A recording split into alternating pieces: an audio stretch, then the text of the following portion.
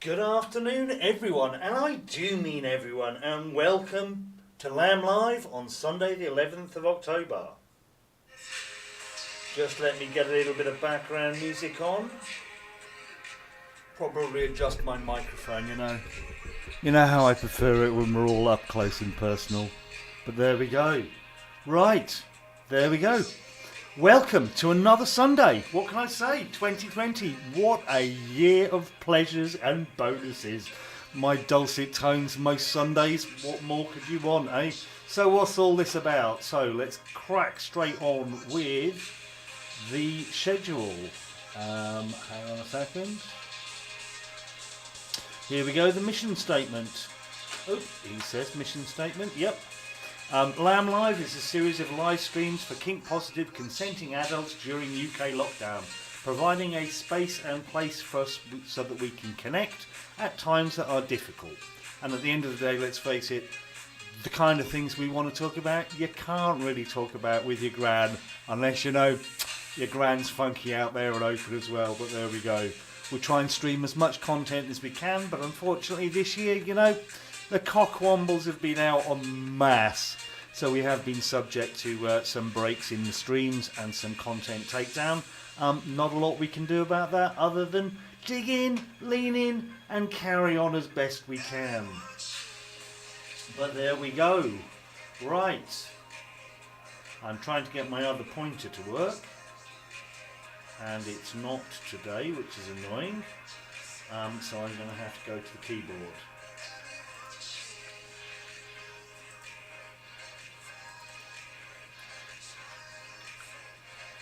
So, this is the schedule for today.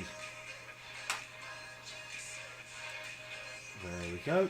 Schedule for today at 1 o'clock. We'll be having our newbie session to orientate all those who are new to kink. You know what? It may be locked down, but there are people who are discovering, you know what? Bit of captivity once in a while in the right context is not too bad. Not necessarily this consensual, non-consensual relationship we have with the UK government, but you know what? Consenting adults, all these things are possible, you know, ethical, consenting, responsible adults. Newbie session at 1, and then at 2 o'clock we're going across to healthy mental practices with the King Shrink for another session in our regular drop-in. And then at 3 o'clock we're going to have a book reading from Zach of Dirty Sexy Words, with a little bit of comedy at about 3:30 and a bit of an update on what's going on in the world of LAM at 4 o'clock with me. So, what else is going on? Well, if you're looking at ways that you can help and support us during these difficult times, we're issuing LAM bonds. The idea behind these is that they're an opportunity for people to buy a ticket for an event in advance. You know, if you've missed a couple of LAMs that you would have gone to, well, consider buying bonds to cover those. They help reduce our cash burn at these difficult times. Basically, each month we have to fork out £750 to cover everything from insurances, subscriptions, storage, all the stuff that makes a company function and happen. Well, while we can't open the doors and welcome guests and have traders, there's not a lot we can do to match those costs, so we're having to do what we can. One way, get yourself a ticket in advance, and that means that you're insulated against any cost increases, because unfortunately, you know what, it happens. The longer this goes on where we can't hold events, the greater the deficit that is building up. I'm doing my best to cover it, but at the end of the day, it's going to have to be recouped and repaid somehow. These government loans that are interest free, well, they still need to be paid back. Well, one of the great things that's going on, and we've done across lockdown, is started a far-flung kink competition. So each month, in acknowledgement to the fact that a significant number of the customers at LAM are actually people who aren't UK based. We've got that much of a following. About 50% of our social media viewers, particularly YouTube, are international, so they're not people who could be regulars at our event. Well, to celebrate and to engage with those, what we're doing is each month we're looking for the person who sends a product the furthest. This month it went to Canada with Daisy's Floggers, and what we'll do is we'll contact Daisy and give her a prize that can be passed on to that customer to thank them for shopping at probably, you know, the best kink market in the world. Let's face it. It's certainly the largest in terms of variety, and it's certainly the largest in terms of being a regular monthly event. You know what? I'll go as far as to say this is probably the UK's largest dedicated kink event in terms of SM orientation. There are lots of things out there that cater to fetish. There are lots of things that if you want to dress up and shine yourself up in a bit of rubbery goodness, that's your night. Bop your night out. But at the end of the day, there aren't many places that actually give the priority to people who are playing, kinksters who are there to explore and enjoy themselves. And that's part of the fun of running LAM. So there will be interludes throughout this that will basically cover adverts and content connected with some of the stalls, just to keep you updated on what they've got, what they have to offer, and who they are. One of those amazingly talented stalls, sorry, my visuals are slipping today, I think I might need to do a software update, is Daisy from Daisy's Vloggers, who I mentioned earlier, having shipped to Canada. Also happens to be a very talented musician as well, and singer. So without further ado, I put you across to Daisy.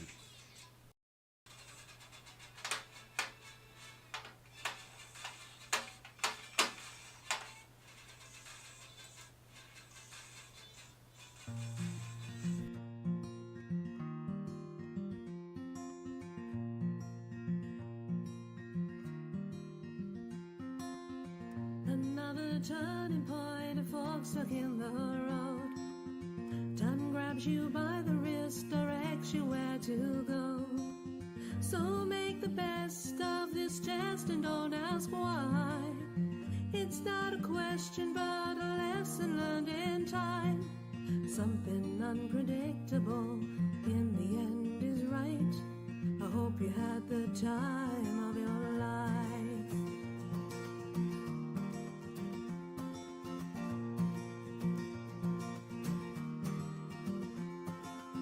So take the photographs and still frames in your mind. Hang it on a shelf in good health and good time. Tattoos of memories and dancing on trial. For what it's worth, it was worth all the while. Something unpredictable in the end is right. I hope you had the time of your life.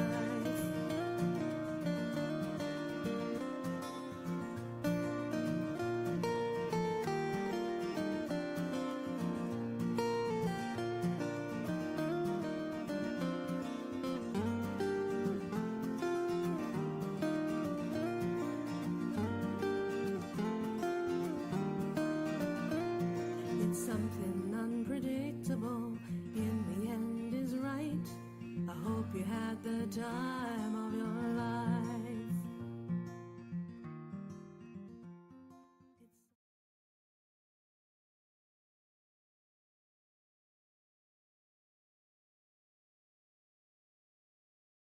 Hi, I'm Michelle. Chris and I own Trust UK. We started trading at fetish markets in 2000 and opened our online shop, trustuk.com, in early 2001. From there, we ship worldwide. We sell a variety of toys, some pleasurable, some painful. We use in all areas of BDSM play. And we love creating new toys. We're always looking for something a bit different from the norm. Chatting with customers at the fairs, hearing about their loves and their play preferences, inspire us when we're developing new toys. We get great feedback about how different our toys are, but we're most proud of the feedback we get regarding our above and beyond customer service. Dealing with queries and problems in an amicable and efficient way helps us to show the customer just how important they are to us. Our email address is trustuk.sales@ntlworld.com, or for other ways of getting in touch, visit our contact page on our website at trustuk.com. Thank you. Play safe, stay safe.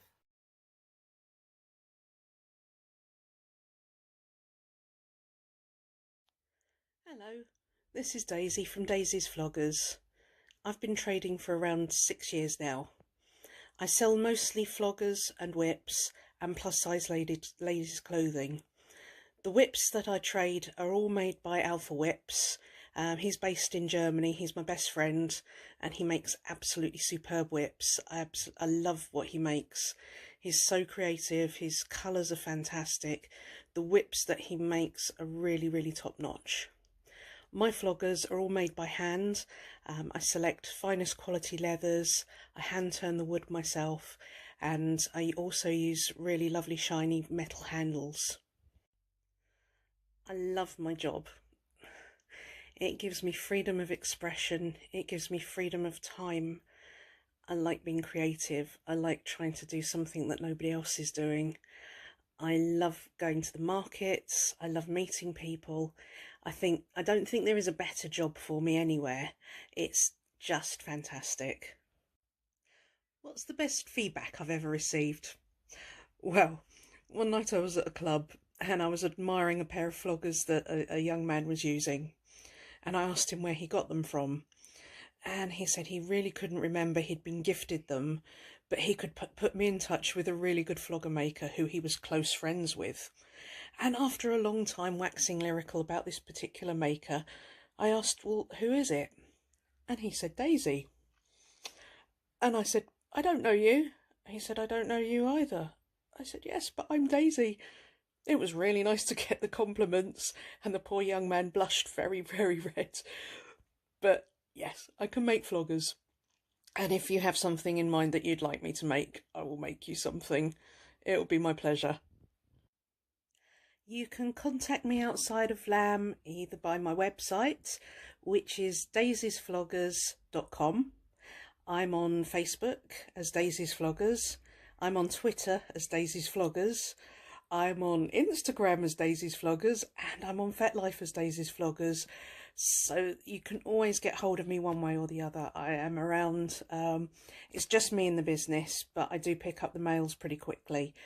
Hopefully the website's up and running now. It's a brand new one.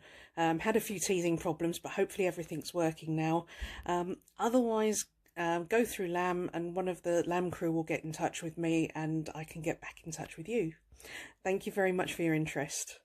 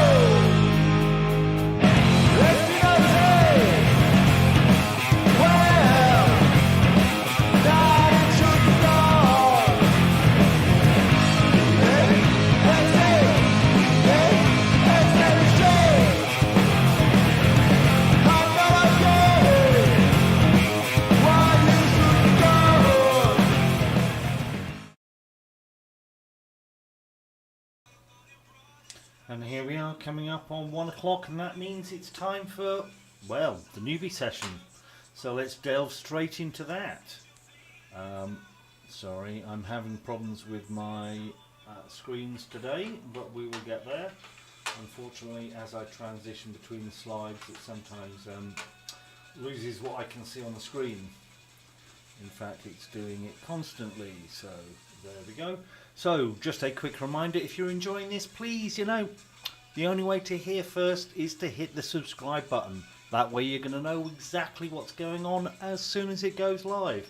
If you're enjoying the content, please, give us a thumbs up, hit the like button, show some appreciation, and if you've really enjoyed some of it, share the content. Let people know that you've enjoyed it, pass it on to friends. There may be someone who's getting into kink, wants to learn. These are the kind of resources that you should be sharing out there with them. So, what's this session all about?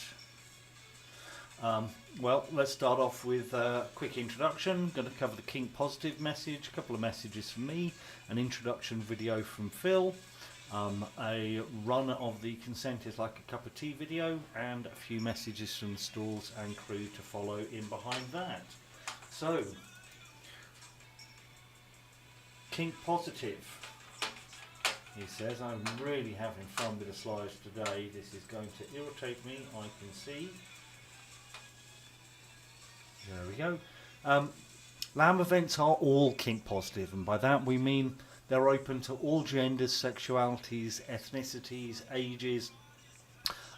We really don't care as long as kink is a positive influence in your life.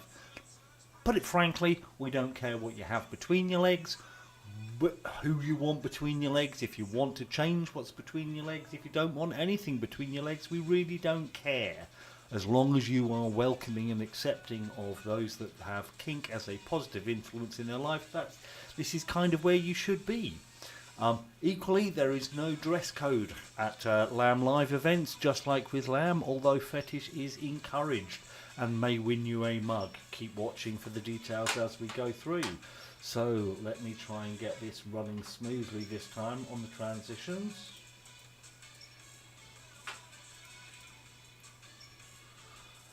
Just a quick plug for one of our stalls, actually someone who's joined us since lockdown, so they've attended 2 events so far, the late summer ones in Bedford, Ironic Crafts, recycling wood for some unusual sources, well worth looking at. Good heavy industrial feel if you like your heavy impact toys. This is a name you should be getting used to. Right, let's just juggle again and get on to the next slide.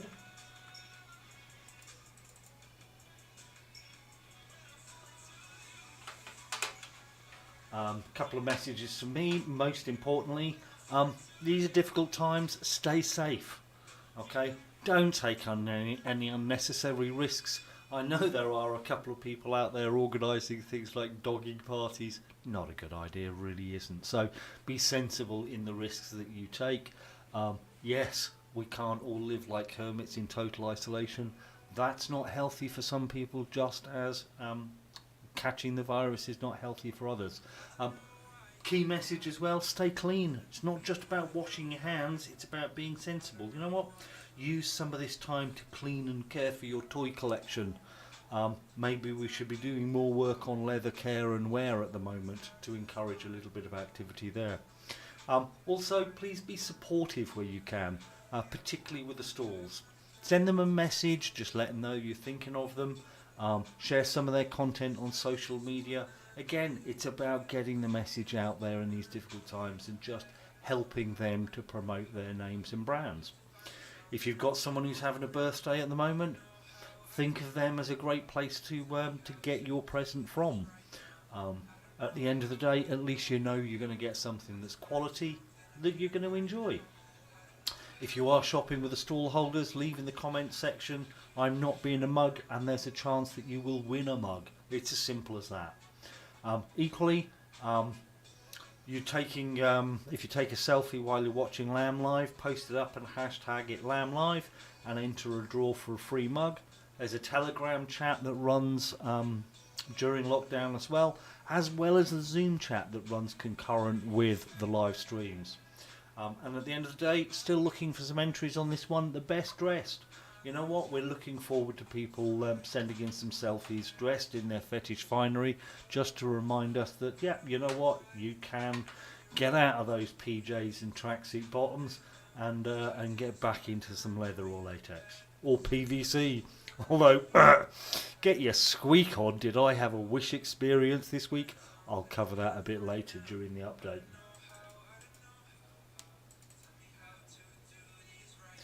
Something to look forward to? Well, there's the LAM retreat on the 19th to the 22nd of March 2021. What an awesome weekend that one is going to be. Let me pull on to the next slide so I can give you some of the finer details.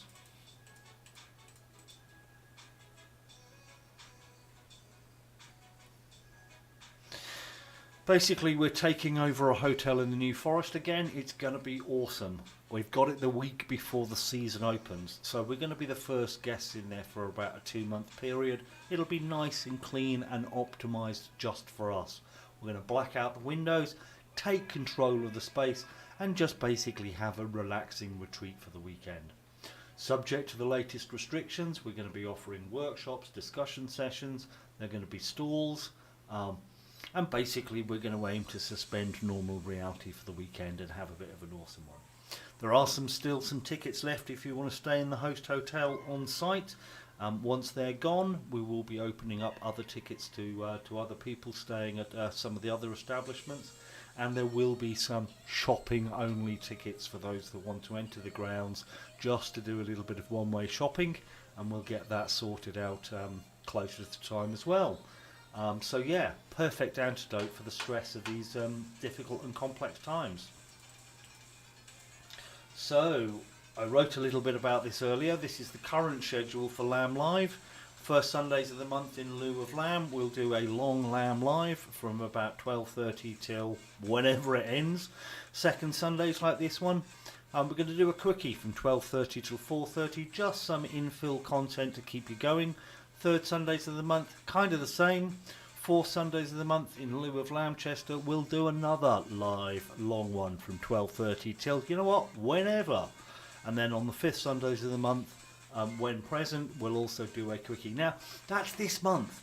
I've just posted up on FetLife this morning encouraging people to let us know what they want moving forward, because this is a grueling schedule to have maintained since March. So let's have a look at the options, let's talk to people, let's get some feedback. What are you interested in? And you know what, if we can free up some time by not doing this every single Sunday, we might be able to slip in some other projects. There's been talk of wanting to do a peer kink online. What a great idea that could be. Let's look at what resources we've got and let's make some of that happen, because at the moment we can get people interacting on that from all over the world, so it should be a good one. Speaking of other things to interact and support, this is painful today with these slide transitions. LAM Bonds, best way to help us through lockdown, buy a ticket for a future event. That way you also insulate yourself against any increase in prices and get a ticket at a discount. So for just £5 you get entrance into the daytime LAM. Simple as that. I mentioned that we have a Zoom chat. The details of that will be the next slide transition. He says, next slide transition. This really is a pain in the bottom to get this one working today.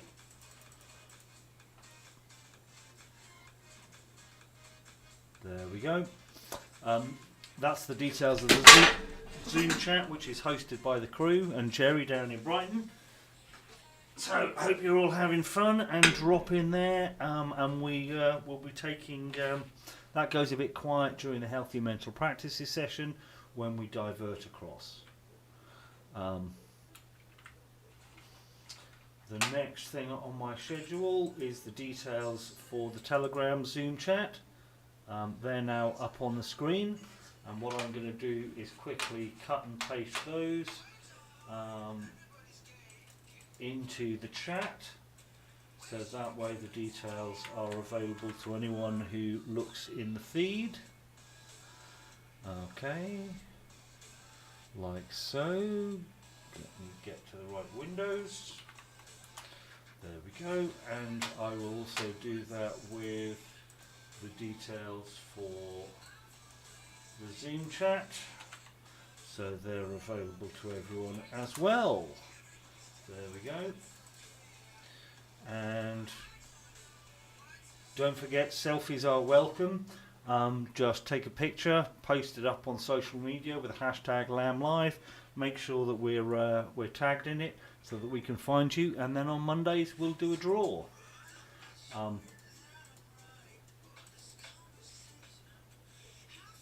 Throughout the live stream there are going to be some adverts that pop up for the stalls. Don't worry, there is no food concession in the lobby, so you don't have to worry about Hanshi 57 burrowing through a bucket of popcorn. But the good news is we've got some fresh content to share with you.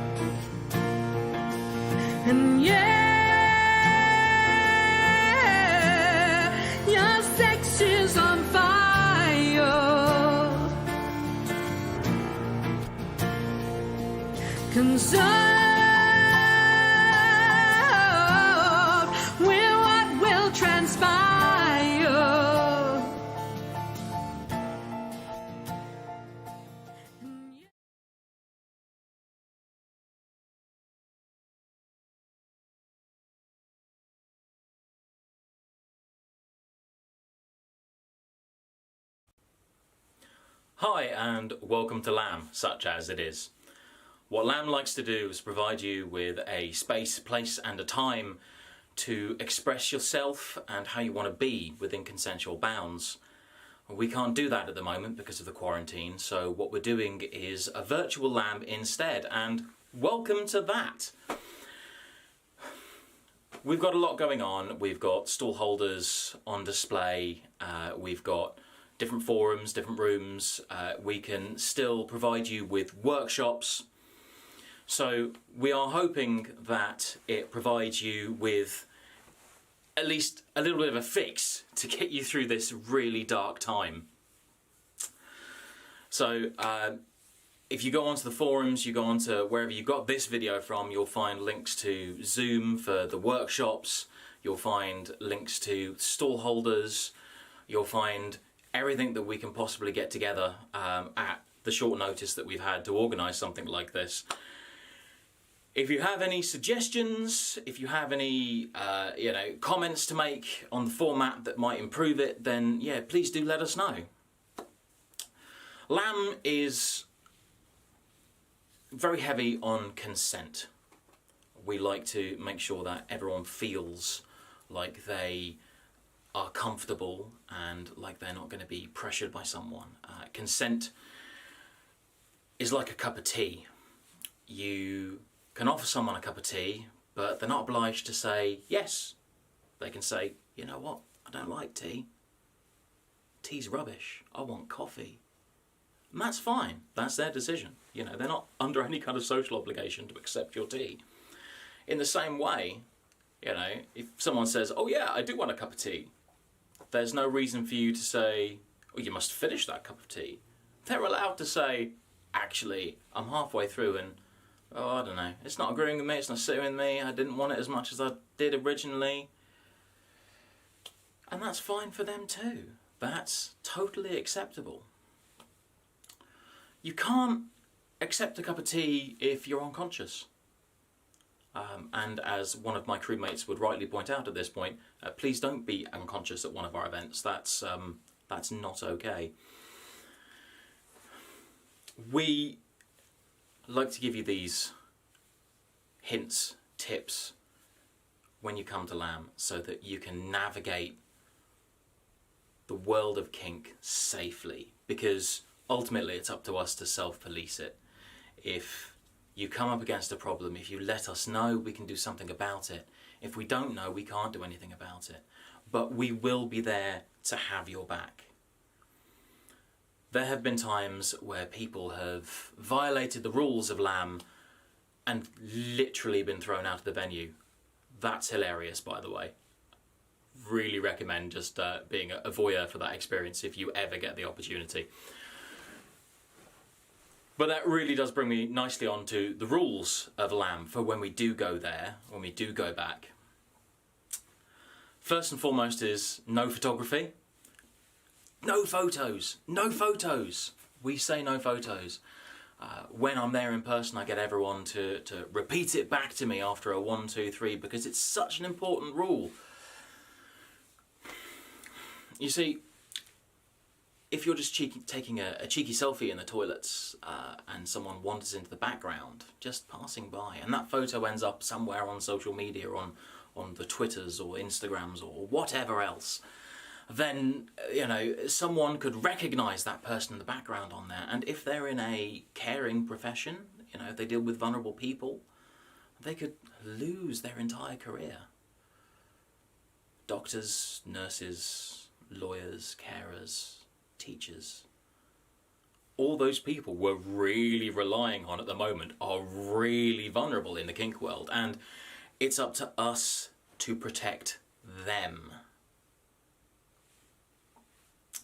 There are some exceptions to the photography rule. We do have crew photographers on standby. We have crew who can help you take photos if the you know, on your phone, if you want to take a photo of something, or you know, you're looking at a stall and think, I don't know if my friend wants to put this up their butt in green or in purple. We can help that, okay? We can give you that assistance. The crew works really, really hard to get you through the day like that. We put in a lot of effort just because we want you to have the best day possible. This is new to us, so be patient, this virtual event. We hope you enjoy it. Thank you very much.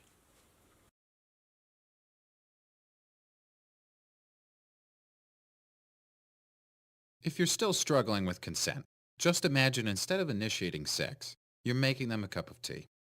You say, hey, would you like a cup of tea? And they go, yes, I would fucking love a cup of tea, thank you. Then you know they want a cup of tea. If you say, hey, would you like a cup of tea? And they're like, you know, I'm not really sure. Then you could make them a cup of tea, or not, but be aware they might not drink it.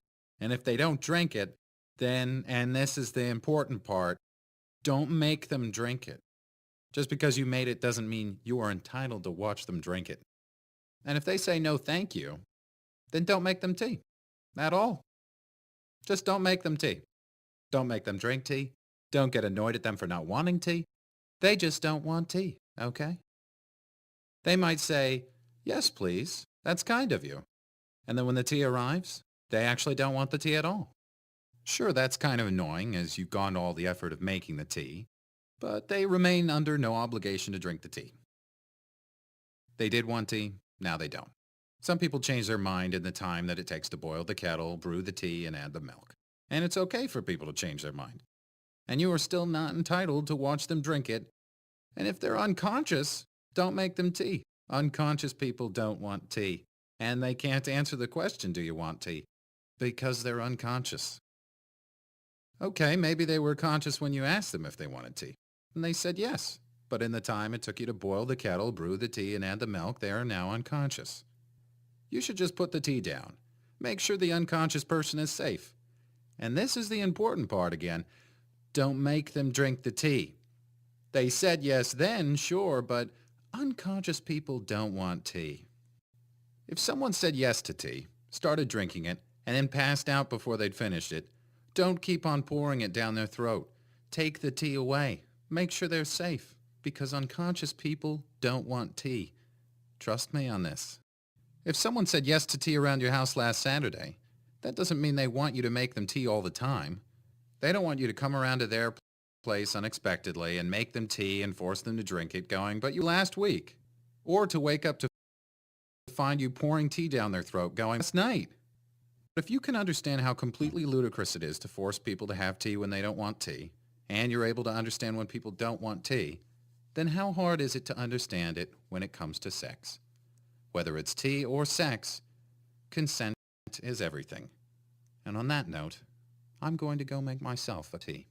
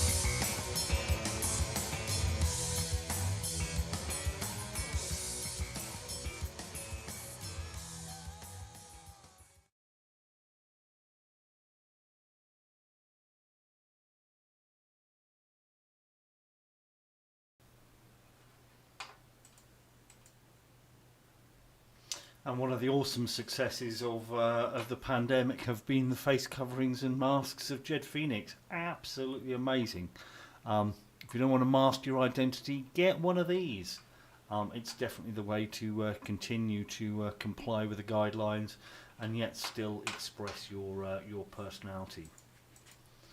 Just a quick reminder of the details for Healthy Mental Practices, which will be coming up at 2 o'clock. Those will come up on the screen as we get a little bit closer to the time. If you want to be able to sit in the room and ask questions live, you'll be able to enter via the Zoom ID. But if you want to just carry on observing and participating that way, then you can carry on the live stream on YouTube.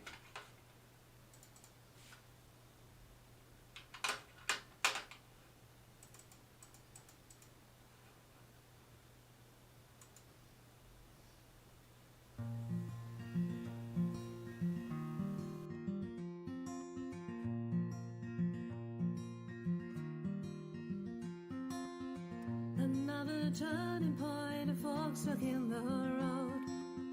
Time grabs you by the wrist, directs you where to go. So make the best of this test and don't ask why. It's not a question but a lesson learned in time. Something unpredictable in the end is right. I hope you had the time of your life.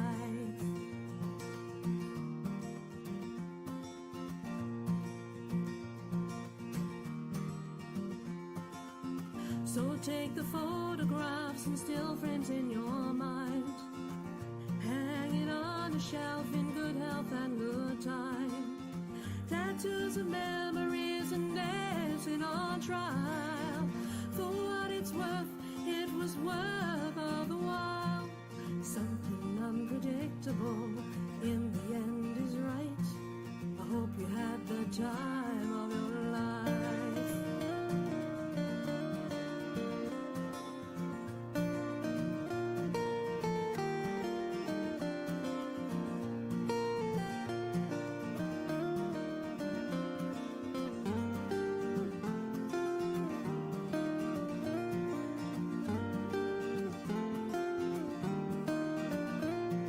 Something unpredictable in the end is right.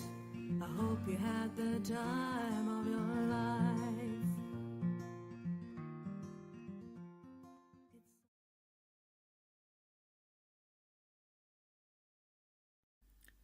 Are you a superhero? Are you fighting injustice in this world? Do you want to kick COVID's butt? Then grab a mask to outlast this pandemic. If you're into the themes of punk, fetish, gender fuckery, or neurodiversity, this is for you. Come, join the other misfits, freaks and weirdos, and celebrate your own unique expression!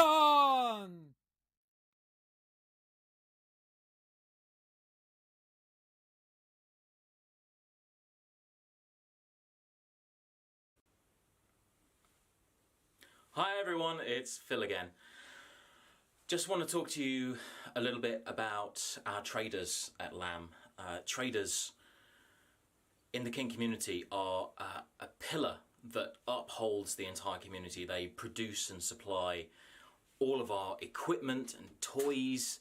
Without them, we'd be screwed. We wouldn't have anything to play with. And at this incredibly difficult time, we ask that if you can afford to, if you are in a position where you can purchase items, we are encouraging you to do so. Most of these traders are self-employed. They are not looking forward to the same benefits that most people get during this quarantine period. They are also looking at being, very, very curtailed in events they can get to, things like that. So we really want to support them, because without them, there's a hell of a lot less fun. So please have a look around, go to the trader stalls, links go to their shops, their Etsy places. Don't be afraid to ask them questions. These people are some of the most experienced people in the kink world that I have met in my 15 years of running around and acting like a complete prat.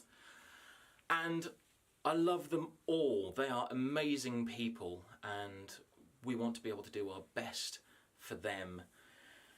Also, just a small note to say, if you see something and think, oh, that looks nice, but yeah, no, I kind of want it in blue to go with my outfit. I want it in red to go with my outfit. I want it, just ask.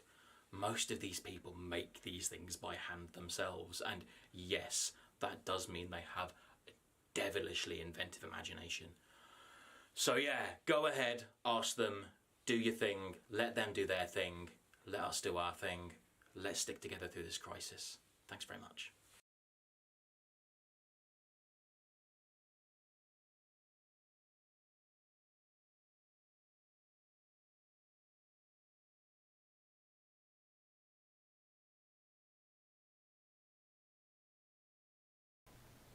And just a reminder that the next significant event we've got planned is going to be the LAM Retreat, the 19th to the 22nd of March 2020. Let me just go through to the details. I'm really having fun with the slides today. Basically, we're taking over the whole hotel in advance of the season starting, and we're going to put on an educational and informative weekend. There'll be a shopping opportunity, discussion groups, everything that we can put together subject to the rules and regulations of what's going on. There are some tickets left available if you want to stay on site. All you need to do is get one of those tickets, and then you'll get the details through to contact the hotel, book your room, and then we'll upgrade the number of tickets you need based on the number of people who are staying in the room with you.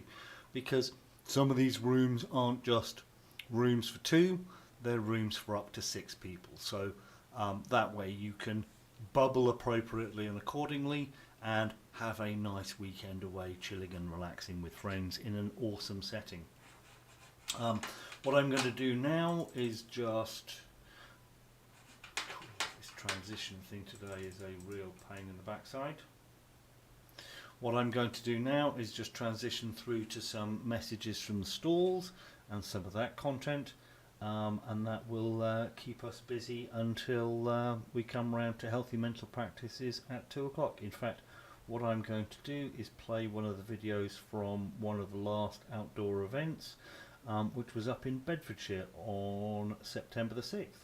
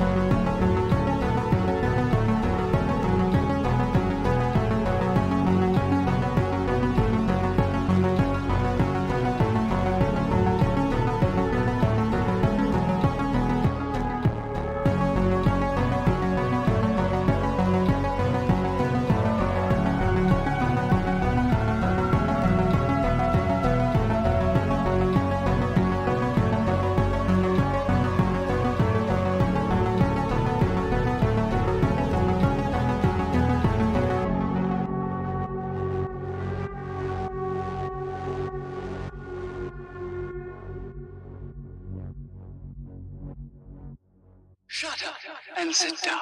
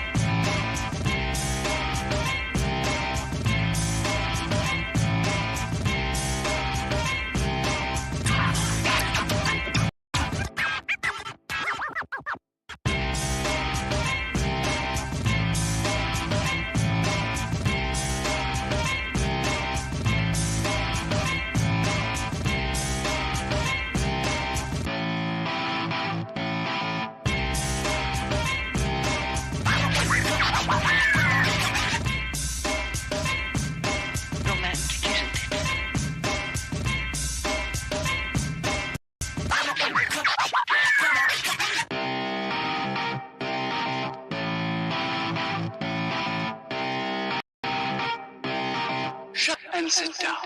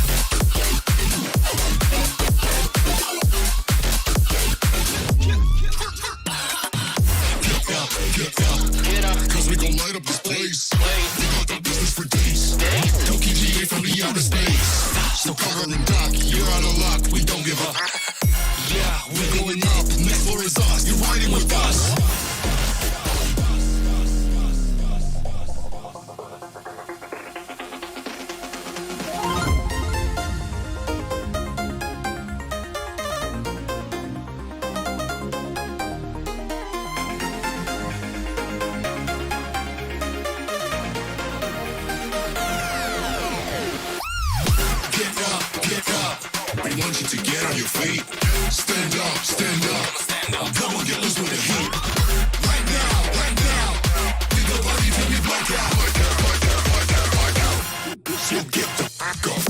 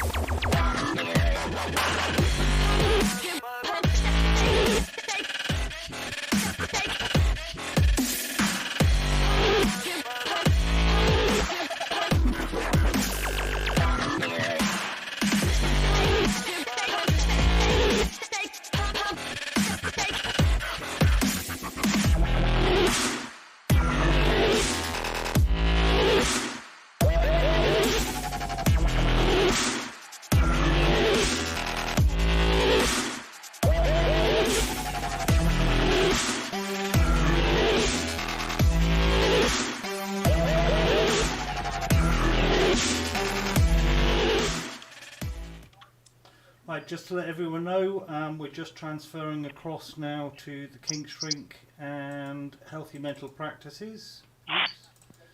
There we go. There we go. And I should now be all in and with you, and we are on the feed. Is that a new link? Do I need to copy that into the... Yeah, that's a new link. That's the new link. That's fine. Let me just copy that into the chat stream so that those that are lost in the ether can come and join us.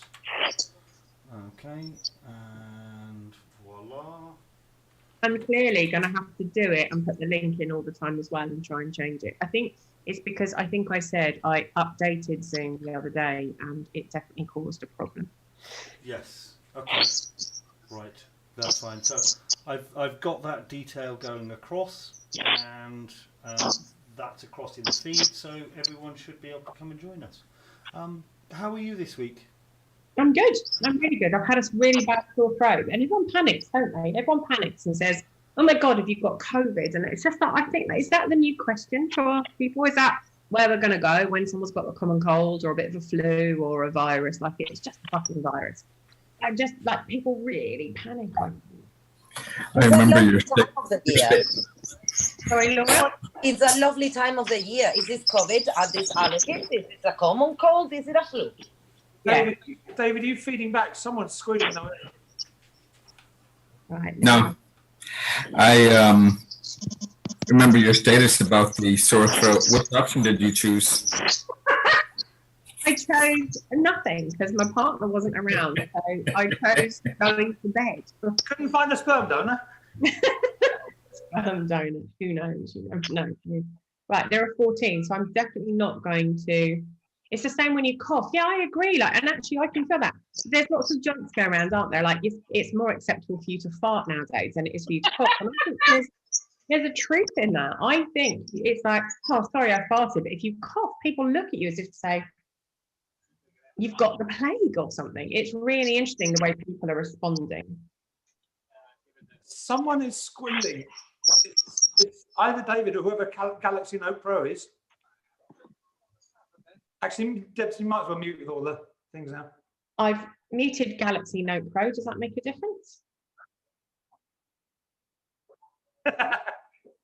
Galaxy Note Pro, you are squeaky. What are you doing?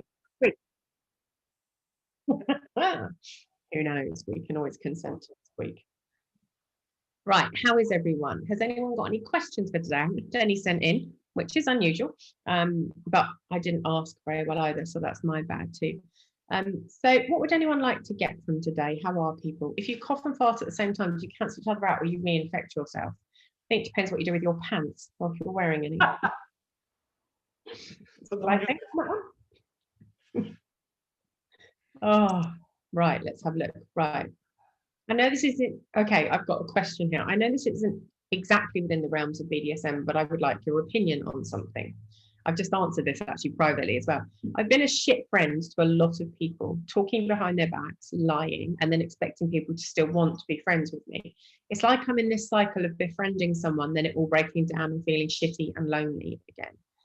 I feel like, especially online, the focus is always on the victim and the person who's been treated badly, but what about the perpetrator and their problems? What can I do?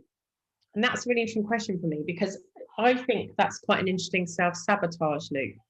And I think when someone's on a self-sabotage loop, that ends up quite damaging, doesn't it? Because we don't expect people to like us, maybe. So we create situations where maybe people go against us or things will happen or things will change. And actually what we need to do is take a risk and see if a friendship will work. But you know, there was hang on, there's two people in the waiting room. It's complex because I think you can just learn to be nicer. I think sometimes it's really important to say, okay, would I want this said to me? How would I feel if this was done to me? If it's a consistent problem to this person who's asked that question, honestly, go and get some help, because it's a self-sabotage system. You are creating, sorry, my dog's barking because someone just rang my doorbell and I don't know who it is. So I think it's a problem of self-sabotage. It's that expectation of people won't like me, I'm not going to get on, and what's going to happen. So I would either go and see somebody and work out why you self-sabotage, or take risks. And when you take a risk, what it's really worth doing is working out what's the feeling that's coming up for you, what are you getting from it, and what do you think, and how would you feel about it? They're classic therapy type questions, aren't they? But I bet it would be something to do with vulnerability. I bet it would be a fear of rejection. I bet it would be a lot of things. Yeah, and I find that quite sad in a way, that somebody knows that they're doing something to destroy friendships and they know that they're not good. I think if you put yourself in that position, would you want the person to be talking about you behind your back? Would you want someone to be lying, about you? Common cold, slightly, just a sneeze isn't very normal in COVID. So would you want that? How would you feel about that? How would you like that if somebody was doing that to you? And I think those questions are really important. And if your answer is no, and you don't do it, then don't do it. It really does go down to that. Go on. How is a person feeling when they're talking about something behind their back? Are they thinking, are they aware they're doing it, or do they think later on, shit, I wish I hadn't said that? They haven't. Are they actually constantly, I am lying now, I am telling secrets while I'm doing this? Is that, I don't know. They would have to answer that. So yeah, exactly. Yep. If the person in the room wants to answer that, please do. Are you very conscious as you're doing it? And actually, do you know, sometimes I think as well, sometimes no, they're not aware they're doing it. They're not aware that they're in that situation. So that actually, for me, is a really big indicator to go and get help. Because what will happen is, if in a therapeutic relationship, you'll do it to the therapist. So what you want is a very relational therapist who will say, why are you saying that? Why are you doing that? Because that just makes me want to punch you in the face, and that makes me cross with you. And that makes me, I had a client many, many, many years ago who, when I met him, was on the other side of a railway bridge every day at 3 o'clock, ready to jump. How he didn't fall is beyond me. How he didn't hurt himself is beyond me as well. And we worked together for a couple of years. It was a long time. Lots of anger issues, lots of massive self-doubt, very suicidal, lots of ideation about living through suicide, going to his own funeral, seeing everyone, regret that he died. So he wanted people to feel that way. But we were sitting in my therapy room. So this was about 10 years ago. I think it was when I just moved in here. And I said to him, so I work relationally. And relationally means I feedback how I feel when I'm with that person as well. And relational is a very particular style. I find it very effective because it works on people's social influences that they have on each other. And I said to him, I don't know why I have this like you're talking and I just want you to shut the fuck up and punch you in the face. We had a good enough relationship for me to say that, and I said to him, now we both know I don't want to do that. What's going on? And he said, that's the way everyone feels about me. It's the way my dad felt about me. So he recreates that same situation where people get really cross with him. And it ruins friendships because he doesn't want to be present because he's so worried about the basic fundamental stuff of maybe I'm going to be left or not be okay. So for this person asking the question, it's trying to get the awareness of what's happening. You will also have physiological cues. So when you are physiologically in that state, there'll be something happening. You'll be aware of a stomach churning, of a flush of your cheeks, or an excitement. You'll be aware of something. You just need to get in touch with your body to be aware of it. Some people are bodies who carry heads. Some people are heads who sit on bodies. We're quite different. And some people are very disconnected between the two. And like when you've got somebody who's a thought-based person, they're like an octopus with 8 tentacles, they're all up here. You really have to go down and scoop up and have a taste and say, like, okay, I'm feeling this or I'm feeling that. And there will be a physiological cue. There will be warnings in your body that you're about to do it, that you're doing it, any of those things. It will definitely be coming up. So it's really worth looking at with somebody.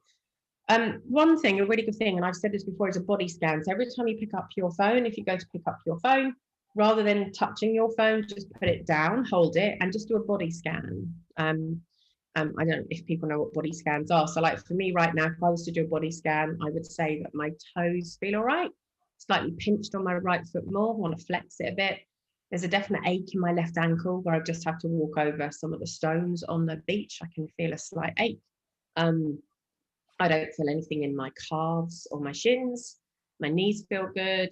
If I go up my thighs, front and back, round legs feels okay, arse feels okay, cunt feels okay. I mean, you've got penis, you say penis, whatever, cock, cunt, whatever, everything feels all right. My stomach feels okay. I'm aware of a slight nervousness because I maybe didn't have any questions for today. Like, fuck, what am I going to talk about? Am I going to be okay? I'm aware of an anxiety feeling in my chest, churning slightly. And that's definitely giving me a real dryness in my throat. For sure. My hips hurt slightly, but they always hurt, so that's irrelevant. Shoulders feel okay all the way down. My hand joints definitely hurt, but that's normal as well. And my head feels okay. So like sometimes when you do that, it's quite good, isn't it? If we can say, oh, actually, I need a pee or what an awareness, but it's good to realize that we've got a feeling. And for me, that would be a slight anxiety. And my anxiety, if I was to do that, if you were to follow that exercise through, would be something along the lines of, if I'm sitting with it now, shit, should I still be doing these? Is it okay? No one asked me a question. Did I not advertise this one enough?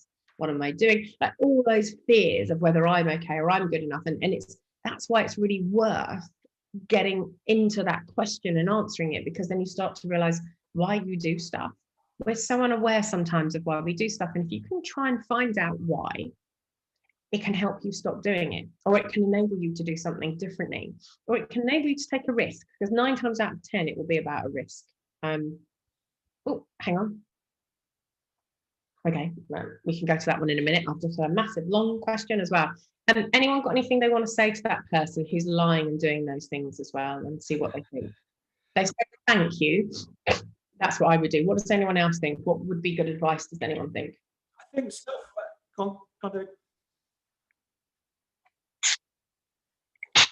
Why do you say that?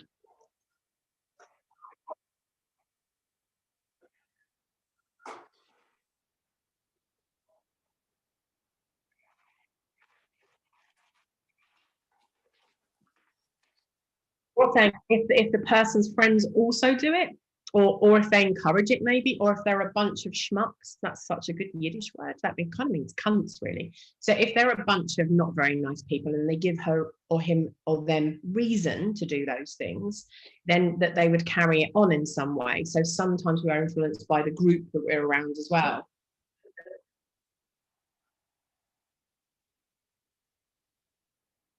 Yeah, very true.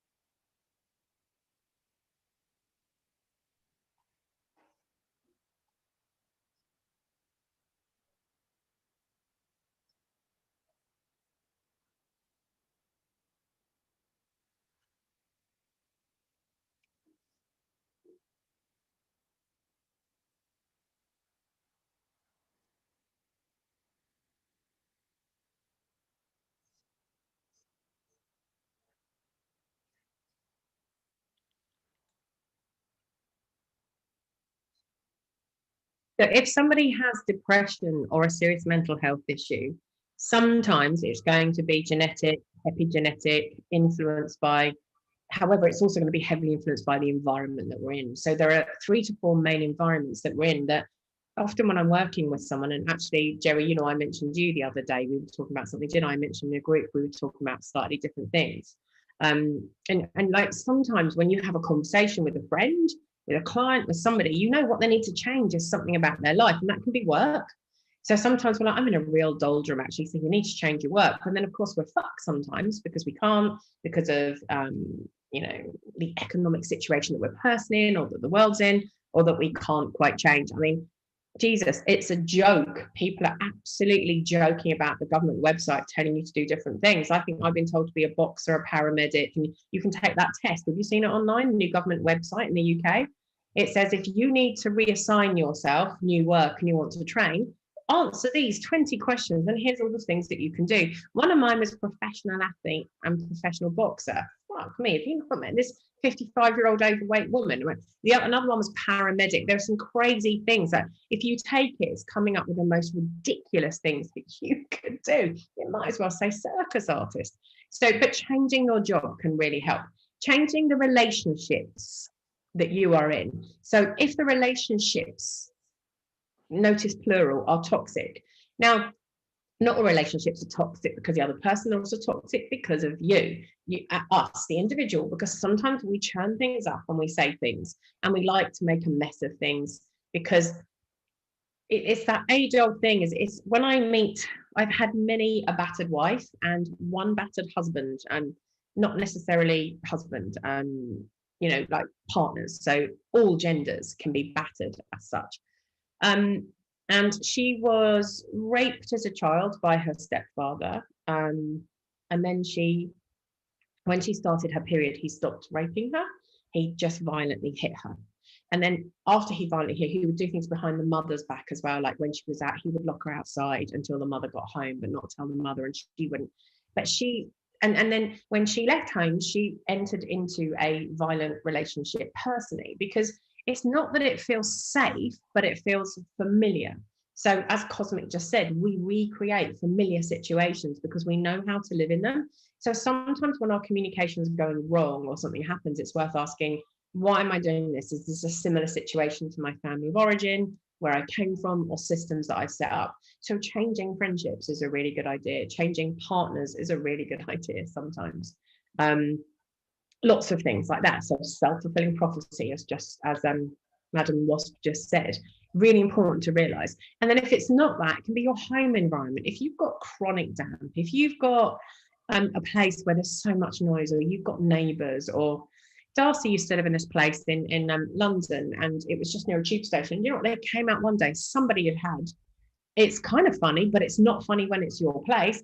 They decided to squat and shit, and they shat all up their front wall. So, I mean, I'm sure the people found it really funny. But one of the reasons Darcy wanted to move is from that part of London, that sort of thing was happening, because they had a nightclub over there, they had a tube station over there, they had a pub over there, and they were like, no, we're going to go a bit more rural and go out, because it just became an issue. Like, the girls had to wash it off the wall. That's so unhealthy and not good. And although it might have been funny at the time, it's not funny if you're the person having to sort it out. Those sorts of things. So changing your environment, or aspects of your environment. So I think that's a good piece of advice, a good thing to say. I think you might enjoy being a boxer, Debs, but I'm a little worried you wouldn't fight back. Oh, I don't know. I think I might take quite a lot of pleasure in punching someone's lights out. Underneath every submissive is a very angry person, potentially. Not all of us all the time, but who knows. But no, I think I might enjoy it. Okay, I had another question. So someone's just asked something. So let's have a look. More shrink than kink. I like that as a beginning. Thank you very much. Right. My son, who is away at uni, has ostracized me and his mum. We are separated. Long old story that's hard to put into words, but he has reinvented history to make mum an ogre, not true, and claims she is homophobic, not true, when he came out as bi. He is dyspraxic, diagnosed, but I believe there's other undiagnosed mental health issues. He has dramatic mood swings, etc. We have no contact with him whatsoever, but he does spiteful things every so often. We think as a way of either showing he's still in control or just to elicit a response. Mum and I are still on good terms, and Mistress is fully aware and empathic of the situation. If this is not the right form, then feel free to pass this by. So what I want to ask you is, what's the question in that? Because that's the statement. What's the question? Are you asking, is it a mental health issue? Are you asking, what should you do? Are you asking, how do you handle that? What are you exactly asking in that situation? That sounds like a really fucking sad situation to me, that, you know, you end up with a child that you bring up and you're really sure that you haven't done much wrong. Now, we've all done something wrong in our parenting, because that's just parenting. Coping strategies for mum and me. Okay. For me, with that one, patience is going to be your biggest, longest coping strategy. So little things that can help. So when you have ostracized parents and ostracized situations, one thing I found as a really piece of good advice for people is you can write letters. However, if you keep writing letters because they have ousted you from their lives, it will be considered harassment. So one thing you can do is set up an email address to him, his name, son, or whatever you want to call him, or his name at whatever. And you write emails regularly, say, this is what's happening in my life, I really miss you, and whatever. And when the person's ready to come back and have a conversation, you say, this is how much you were in my life. And then every so often, without hassling them, you reach out. When they go to be spiteful and go to be nasty, it's really important that you aren't nasty. So dyspraxia doesn't often cause mental health issues, and it's not always a sign of other mental health issues. It's an awareness issue of space and of how people are. It can cause some confusion in thinking because it impacts spatial awareness, but it depends why the dyspraxia is there, because my daughter has dyspraxia. So coping strategies very much are you and her carry on talking. That's really important. And that you support each other because you were there. So that's the other thing as well, is be really aware of the truth, because when people start fabricating and saying this is the situation and everyone was against me, we panic. So there are a few people on the scene that I've refused to see, and there are a few people on the scene that have done outrageous things when they contacted me, and there are a few people on the scene that have screamed at me like banshees when I hold a boundary. They will say terrible things about me behind my back. They will gossip and they will say stuff. I make sure I journal and I write notes about that sort of stuff for myself so I can look back and not doubt, because the memory is really tricky, and say, this is factually what happened, and I remember this and I remember that. And it's really important to me to keep those notes. And then what I do is I also try and make sure that I'm a nice person. I respond to most people's issues. I also try and make sure that if someone asks me a question, I get a lot of questions in my inbox and I say, hi, really sorry, just going to refer you to my profile. I cannot answer this, but please come along and ask it as a question in a workshop. Or if you want me to do a writing, I can't say when it will be, but I'll potentially do that. So then most people know that you're quite a nice person. So when they meet you, which they will at some point, then it's slightly different. Some people love drama, like we do. We have drama llamas and we like drama, but that's again like the first person's question about lying and causing issues. It creates a lot of adrenaline and it creates a lot of nice things in our bodies that we quite like the feel of. So some people get very into that, and what they also get is the sympathy vote, and they become the martyr. So sometimes when people become a martyr, they got a lot more love and care. I came out as bi, my parents just don't understand me. Oh my God, sweetheart, really? Come here, let me cook for you, let me look after you, let me give you a cuddle, let me do those things. And if people don't know how to get some form of affection, then that can be a reason and a strategy that they start to develop. Also look at some truth. You will have done some things wrong, and that's really important as well. What do you wish you could have done differently? How would you have handled certain aspects differently? Send those in the email and have a look and say what you could have done. And it's about opening an olive branch out every 6 months or so, saying we're still here, we still love you, we would love to speak to you whenever you're ready. And also admitting that maybe some things have gone wrong. I've definitely done things wrong with my kids. We just have, because that's normal parenting. When somebody comes to see me, although my job might be to have a look at the relationship with their parents and their family of origin, it's not fair enough. That's quite, the person just wrote privately and I said, what do you wish you'd have done differently? And the person wrote birth control. Right, so right. However, if your child feels that on some level because of all of these things, you also have to have boundaries. So part of your boundary could be, whilst this is going on, we also refuse to talk to you. We're not doing this, because that person can feel your anger as well and your upset. And I think that joke and the anger and that your feelings, although it's a joke, shows an awful lot of hurt underneath all of this. And I think we have to be vulnerable with our hurt and call it hurt instead of a joke or instead of anger. And I think we need to say how it is, that, I'm just feel really sad, and to be honest with our feelings, which is really difficult to do because it makes us so much more vulnerable. So for me, the coping strategies are journaling, writing down things that you can keep, diaries that you can give to him later. They are things like still talking with each other. You can go for grief therapy as well, because you are grieving. Whether you like it or not. So you're going to go through stages of anger and whatever. No, I've done sad, and no, it is just anger. Maybe.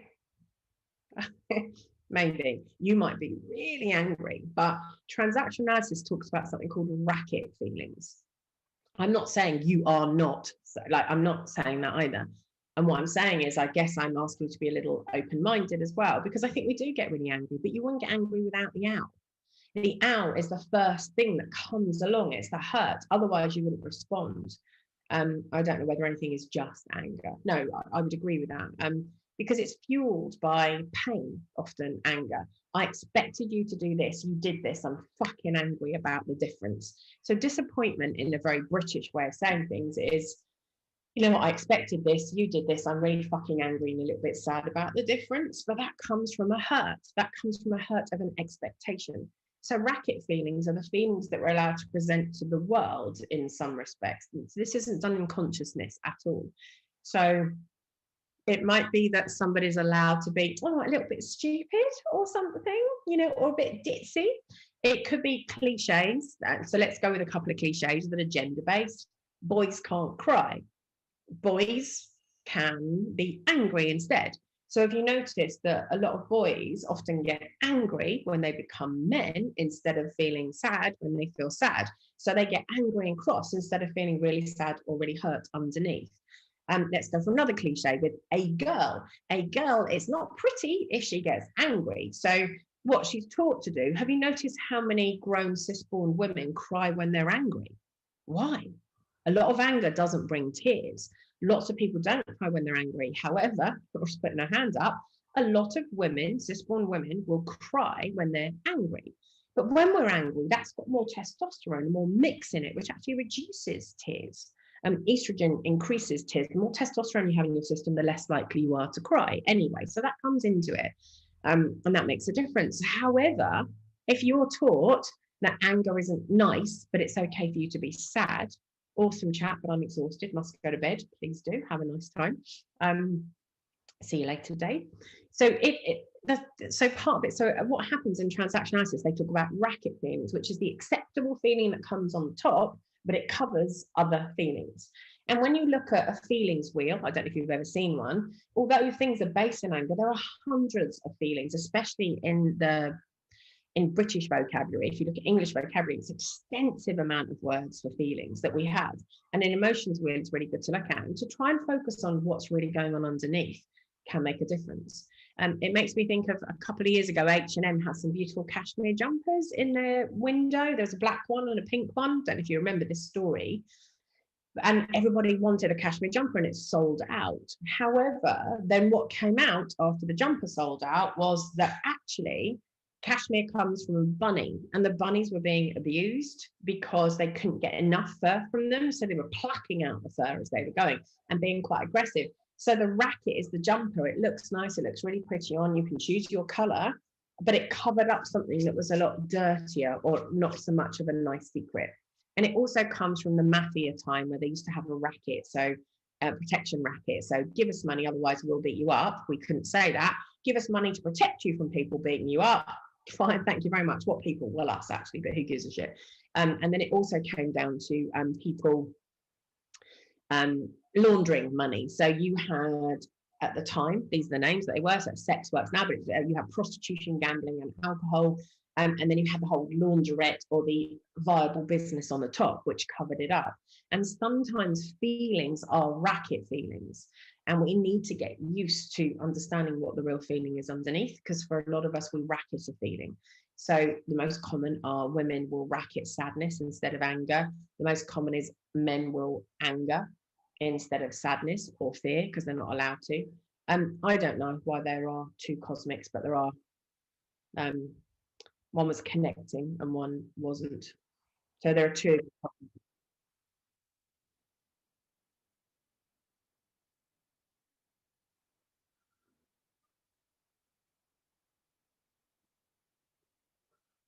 What's your hell no? Oh, we have enough with one.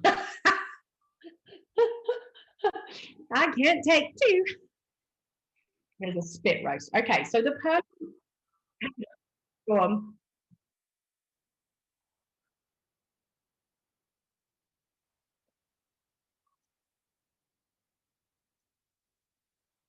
I don't even want to ask about that. Right, so listen, what this person also said was, I hide behind humour, then I blow up. And that's really important as well. I don't know if that person meant to put that privately or if you want to put it publicly, the last one that you said. So that's up to you. Someone just put a private message in for Cosmic that said, also one for his ego and the other one for his dick. Just really, I've read it out. But so my point is, that's exactly my point. We racket certain feelings. I think, here you go, here's a really contentious statement. I think sometimes my submission is a racket for inadequacy. Work that one out for a second, right? And this is something I've worked through in therapy. So I've missed the heckling and banter. It's really important to have heckling and banter. So sometimes I'm submissive because I feel a lack of self-esteem. This is not all submissives all the time. This is just something I've definitely gone through.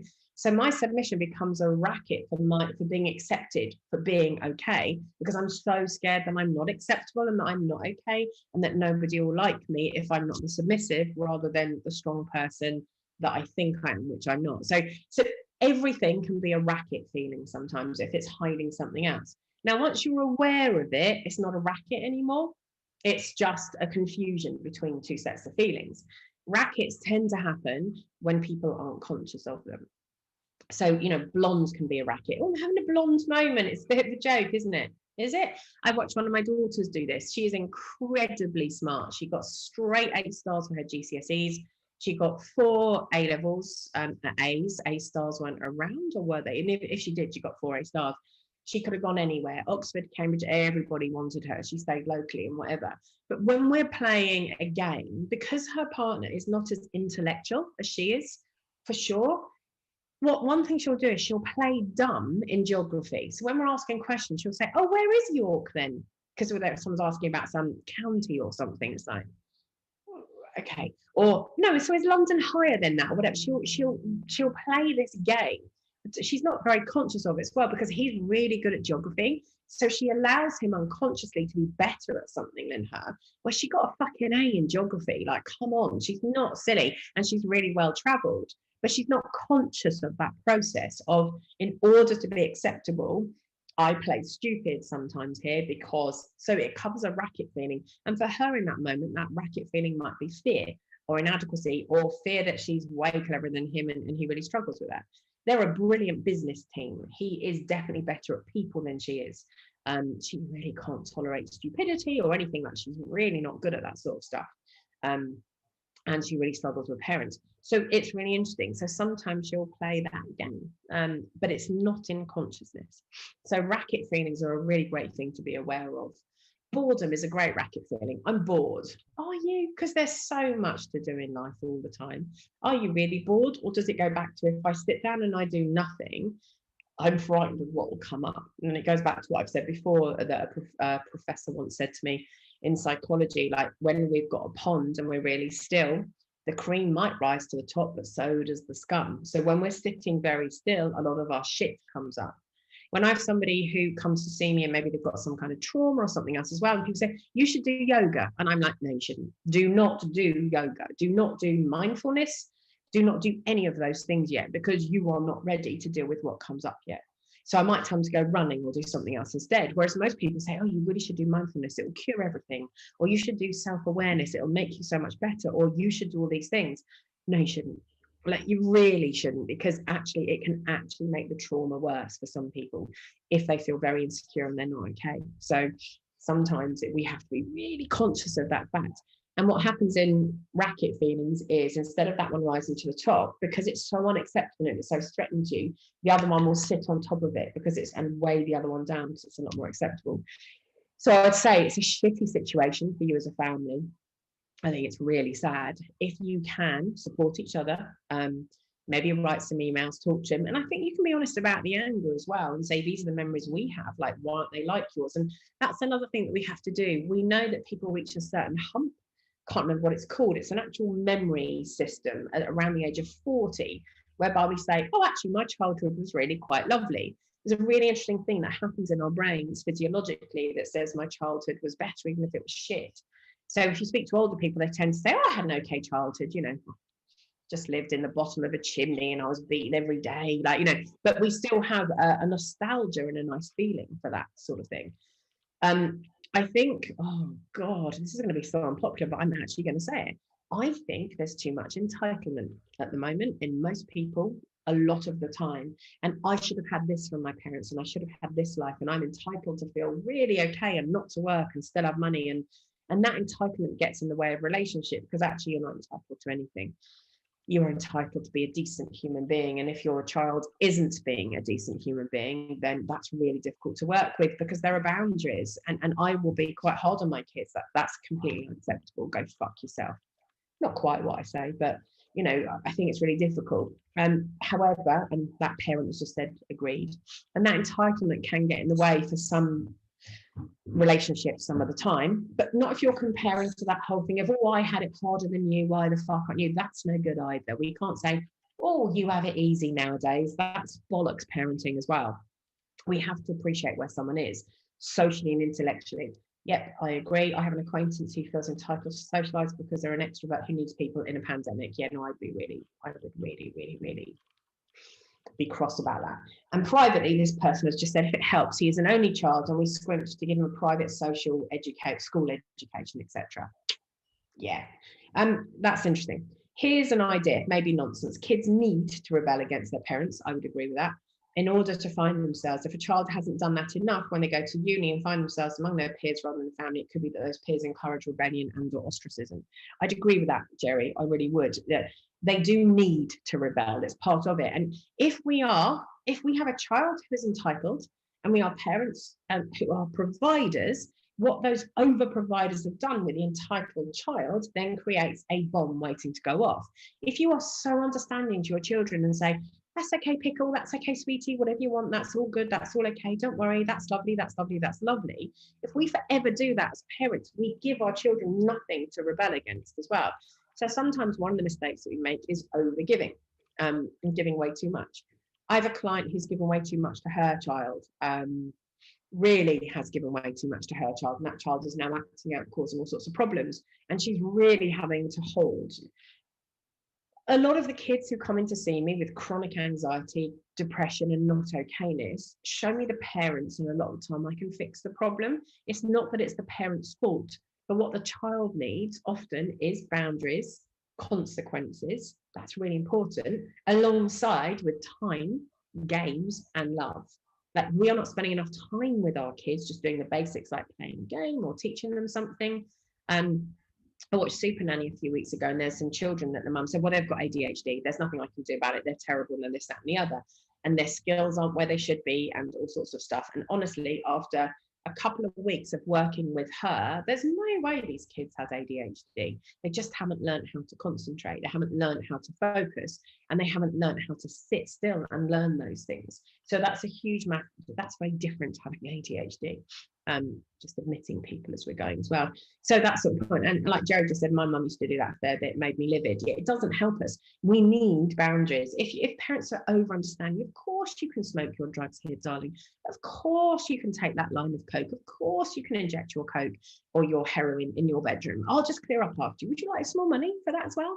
Like, how else can I help you? Let me cook you dinner at the same time. It's too much. My eldest son, 32, said to me, God, you're a tough mum. Thank you. I was a lone parent. And I really agree with that. It's really important. It's not, notice I said boundaries and consequences, but I also said love and time and games and connection. It all goes together. If we are too understanding, she used to borrow my Penthouse magazines to read. Yeah, that's a bit too familiar, isn't it? It's just, that's not right. We should be saying to a child, oh, you've got porn, that's okay. Don't read it outside. Like, look, you've got someone's fist up your fucking ass, or your fist is up someone's ass, or someone's fist is up yours. But it doesn't mean you say that to your 12-year-old as they're discovering pornography, or your 15-year-old. It's inappropriate. So the time spent has to be age appropriate as well. You don't nick your child's Penthouse magazines. You just don't. You might have a conversation when you're 15 or when they're 15 or 16 and say, actually, I don't mind reading a bit of that sometimes myself as well. But what most kids will do is go, oh, I really don't want to know that. If you imagine right now your parents having sex, unless that turns you on and you're a pervert of that kind of ilk, most of us will go, oh, no, I don't really want to think about that. Thanks very much. It depends if it turns you on or not. So for some of us, we will have some kind of incestuous type fantasies and relationships. But for most people, most of the time, even us kinksters, we'll be like, oh, no, don't really want to imagine my parents having me or sex. The person has said, we may have over-provided in terms of financial investment. We did provide boundaries, we think. Yeah, and this isn't slagging you off, so please don't hear that. That's not my job either. You probably did, and I've just gone on to say generically that happens. And if we meet that sometimes, it's a difficult one, isn't it? Is it over-providing financially to give a child a private education? No. But if we then overcompensate financially for other things, that child has huge expectations of the world and life, even if it is just finances. And then we've got a problem. When, I bought my kids their first car, for example, right? But each child had to pay at least £500 to £1,000 towards it, depending on the car that they got. I remember buying a really expensive pair of boots. And I really wanted these boots. I went to school with this girl called Anna. Anna was from Singapore, and Anna wore these boots. And Anna's boots became a real thing for me when I was about 14. I really wanted these fucking boots. Anna came from a very wealthy family. This was a nice grammar school. You had to do exams to get in. Anna got into so much trouble wearing these fucking boots to school, but I really wanted a pair. And I came home and I said to my parents, I really want a pair of these boots. And they both looked at me, and they were quite wealthy, my parents, and said, no. If you want those, you'll have to work for them. And I worked for months to buy these boots. I really did.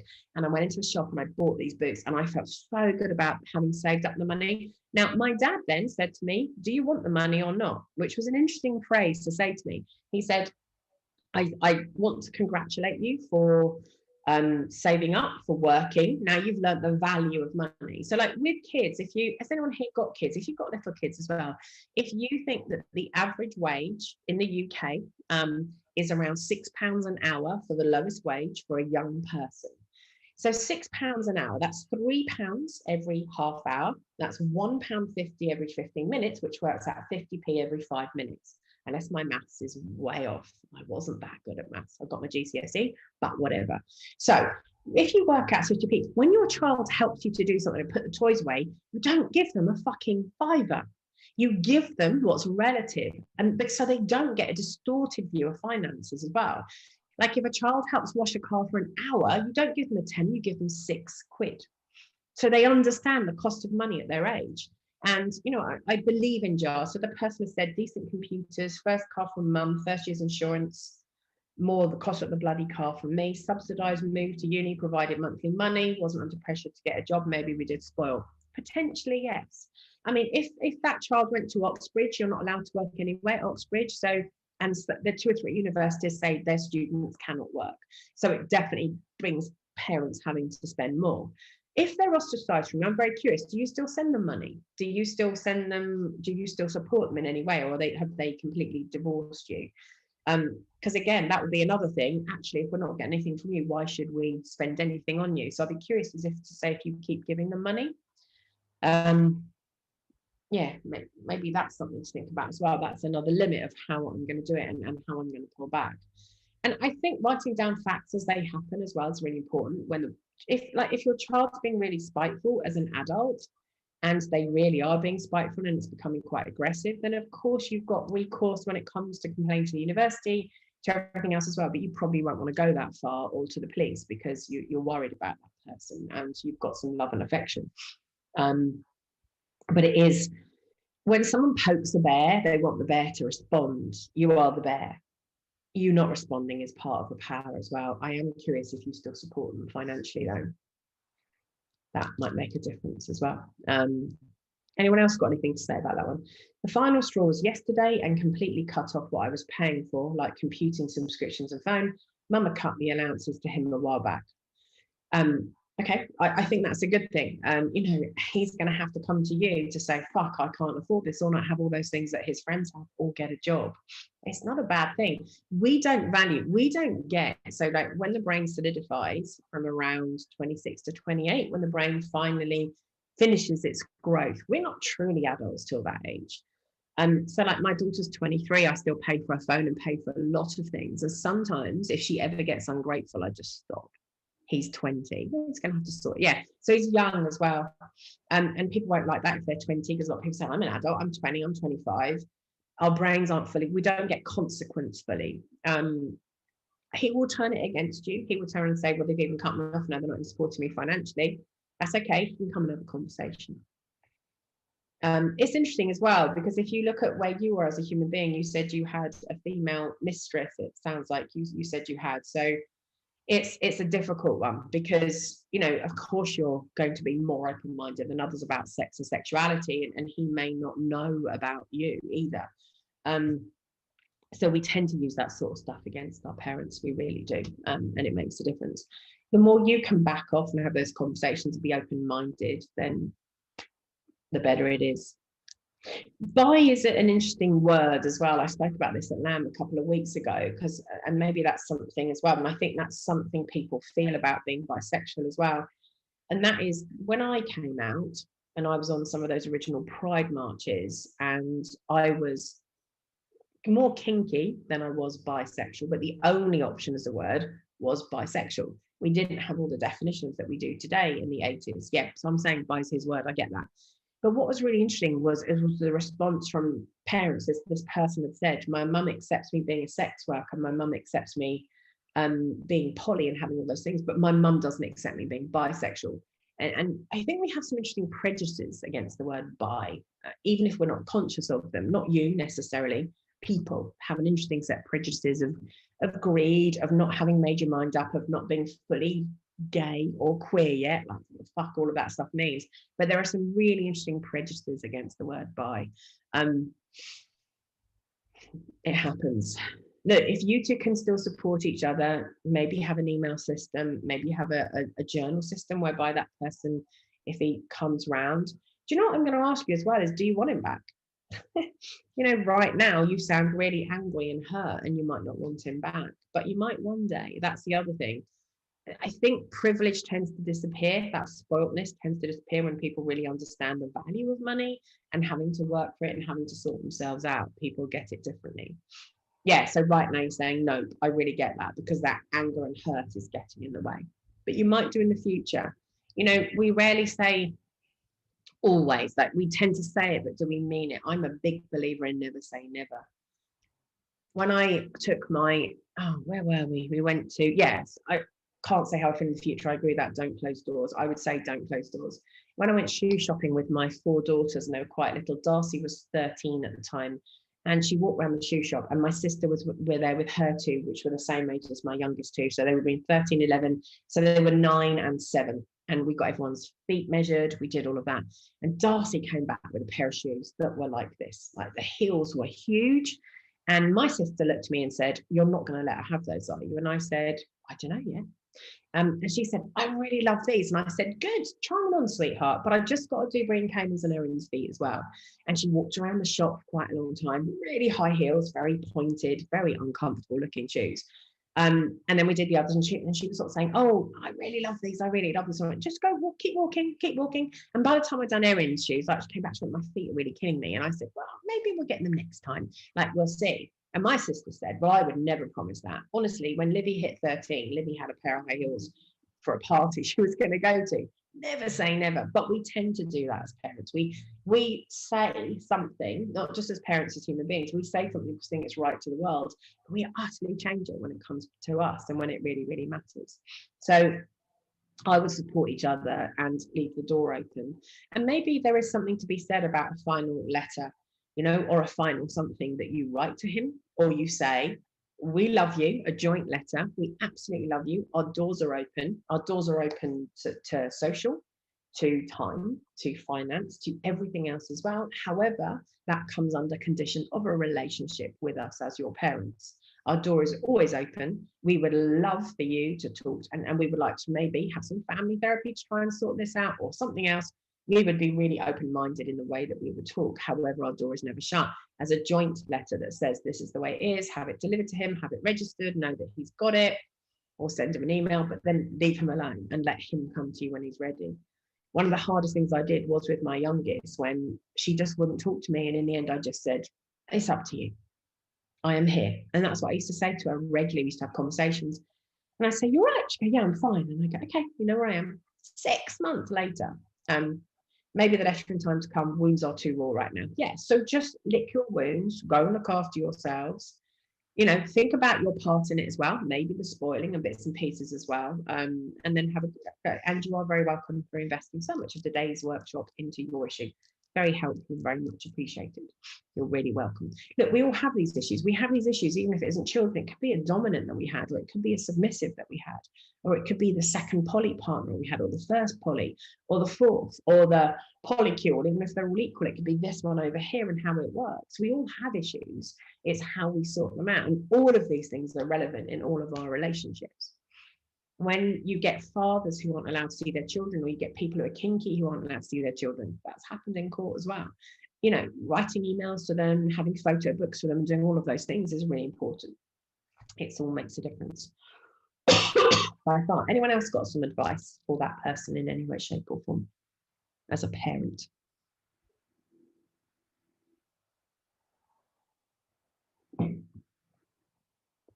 Just me then. That's all. Although this child is 20, and I'm sure you've fucked a 20-year-old or two.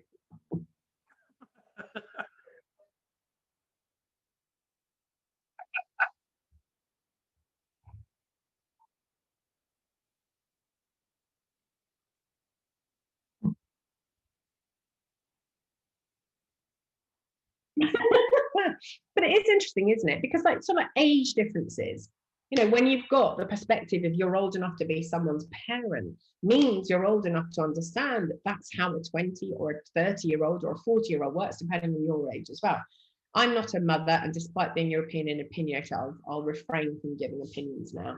I mean, one of the opinions I will give is, listen, this is the other thing to think about as well. We're only hearing your version of it, your side of it. So what happens is people will come down on your side and say, right, Philip Larkin said parents, they'll fuck you up, your mum and dad. They don't mean to, but they do, is the start of one of his poems. Well, the major poem. And that's the truth. So it's not that we're trying to look for forgiveness or understanding. It's just okayness. Your parents have an influence in how you are. Parenting is difficult. Kids can be bloody difficult and ungrateful too. So much so. That's why teaching them the cost of living from a very young age is really important, relatively. You know, if a tooth is worth a £5 nowadays, or £2 instead of £1 or 20p, again, too much. It's just too much. I'll give you 100 quid a nail if you stop biting your nails. Like, maybe that's too much money. What? I'm going to get £1,000. 60. Then were the days when you still went shoeboxing, middle of the road.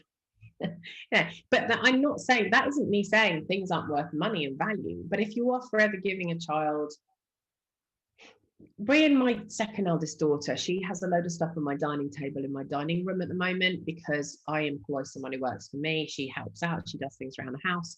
She paints for me. She does little bits and pieces. She doesn't. She's my daughter's best friend. She doesn't want a proper job. She wants to work for me.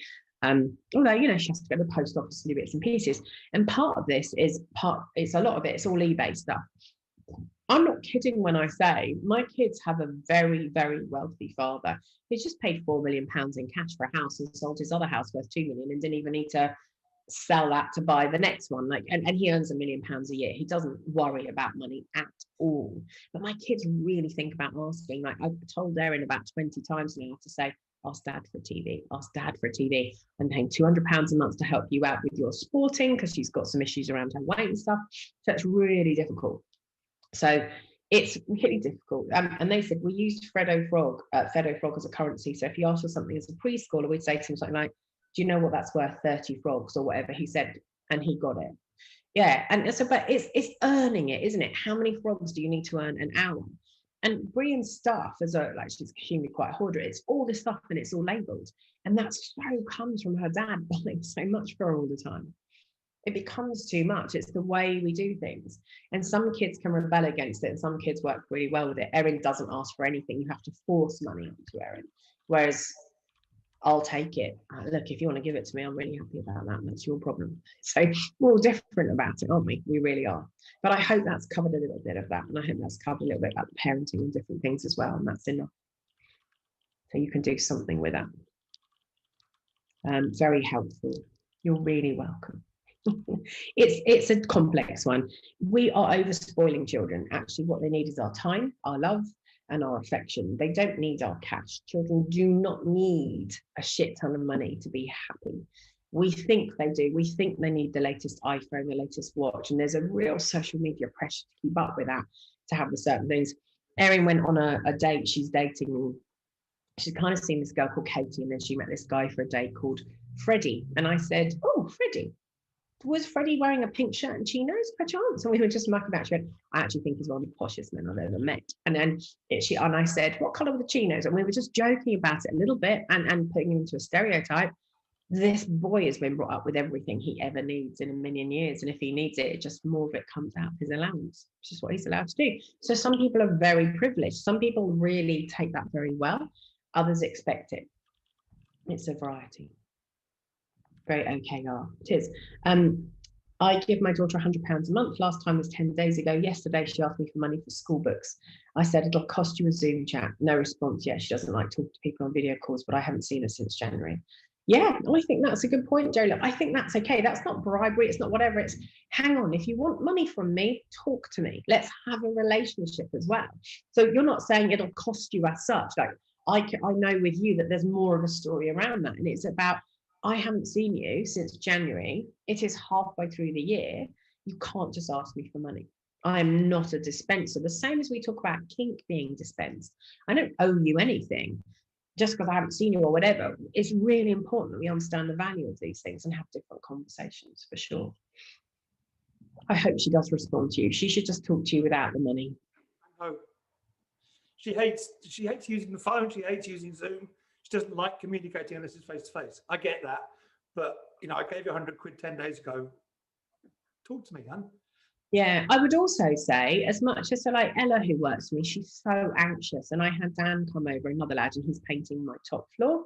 I'm doing the whole top floor up as a surprise for everyone because she's not that comfortable in that room. It reminds us of being like an angry, Larry teenager. So we're utterly changing it, brightening it up, putting a bigger window in. So when she is home, she feels better for being there. She doesn't know it. Well, you hope that isn't going to backfire. But as soon as Dan walked in, I said to Ella, oh, are you going to paint that? She went, oh, I can't go upstairs because the paint's up there, because Dan's up there. And I said, no, you need to go upstairs. I would hate to have me as somebody who works with her. She doesn't want to have that conversation. We have to do things that are awkward sometimes, including having a Zoom chat. Most work is going to be about having these sorts of conversations. So as much as we hate them, we have to get used to them. Honestly, I'd rather text someone than talk to them on the phone, but most people rather talk. So I will take that plunge and go for it. It makes a difference.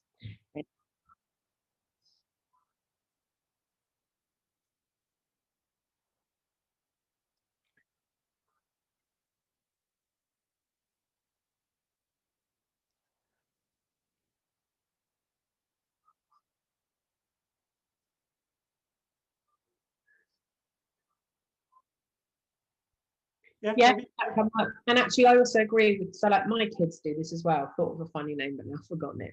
What if you said to her, have the FaceTime, but don't sit on the face on the camera, try 45-degree angle. So I agree with that. So sometimes, like if I'm doing this and we're having this conversation over here and I'm still doing something and I pop in every so often, my kids do that a lot. Or you see the ceiling. Like, and I think that can really work. And a lot of young people do that as well as older people as well. So that can help as well. So you've just got a slight difference. Yeah.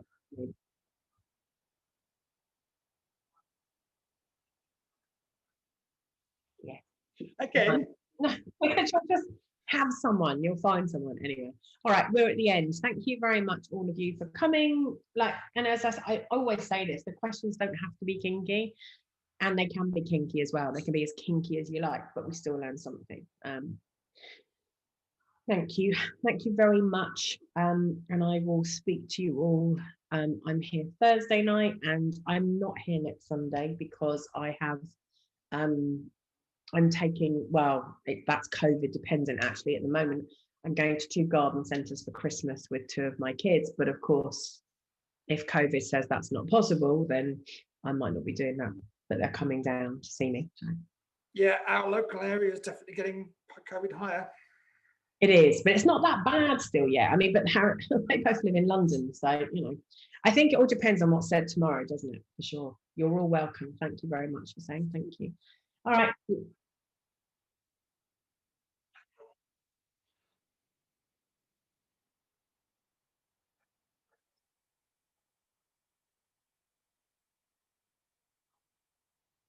Yeah, no, I agree with that. I think that's a good thing because I think people have issues with you. And when they do have issues with you, one of the best ways to sort that is get your own paxman sorted, as you did last time. And I'll get a suit and tie for next time. Don't worry. Let me hair back. Yeah, and have those conversations, because that's what people want to see, someone answering the squirmy, not so great questions, don't they? That's the truth at the end of the day. Yeah, like deal with it. Like when a shitstorm is happening, even in Nottingham is a shitstorm, it is bad, isn't it? Up north is so much worse than down south for whatever reason. Yeah, we have to just sort these things out. Like it's like communication between couples, especially in poly couples. people, I don't want to talk, it's too much for me, it's whatever, it's really boring. But once you have talked it out, it's not boring again. I spoke to somebody the other day on Thursday, and I said this to a couple of days ago. Not only do you need a DS contract, you need a poly contract. And actually the poly contract should say, this is how we deal with this is how we communicate, this is what we do, these are the rules, this is, you speak to me then, or you tell me then about this one. So you talk it out. It's not really that it's a rule book. And this guy said to me, well, how else would you, like, I want to understand more about DS, about her. And I said, ask her to write you a user guide. When you write your own user when you write your own user guide, it really helps explain. So like, A, that's a really good task, but B, it says anything on it. But poly contracts are the same, but more with carbon copies. See, yes and no, because each poly contract that you have should have a central focus, right? So if you're in a big poly family, let's say, your central one has to be agreed between a lot of people, but then with each person, you'll have slightly different ones. So it's carbon copies and addendums as well. It's a fucking nightmare. People think it's easy, but if you're in a poly, if you're in a 3 poly, right? If you've got one person who's got 2 partners or whatever, that's not 3 relationships, that's 3 or 4. You've got your relationship with yourself, which needs work on, that's one. You've got your relationship with one of them, you've got a relationship with the other one, you've got the relationship between those 2 people, and you've got the 3 as a relationship. That is a lot of relationships to have to work out. It is. When people say, oh no, it's easy, I've only got 1 partner extra. Yeah, I'm sure you think that. It's not that easy because it has a lot more implications than we're aware of. Anyway, I've gone over.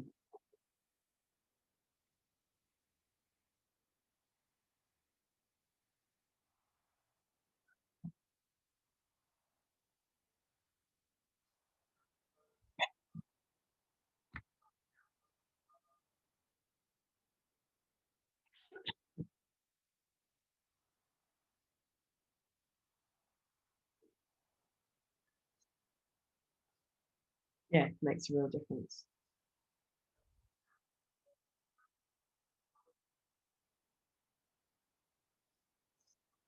God, you also have pets. I have 2 cats and a dog. Yes, I'll let you know. It depends on COVID completely, but if not, see you, some of you on Thursday, and hopefully, if not next Sunday, certainly the Sunday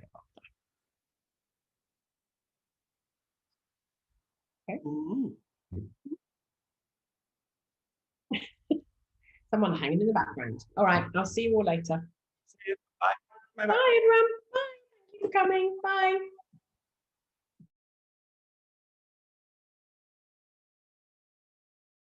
And there we go, coming out of that.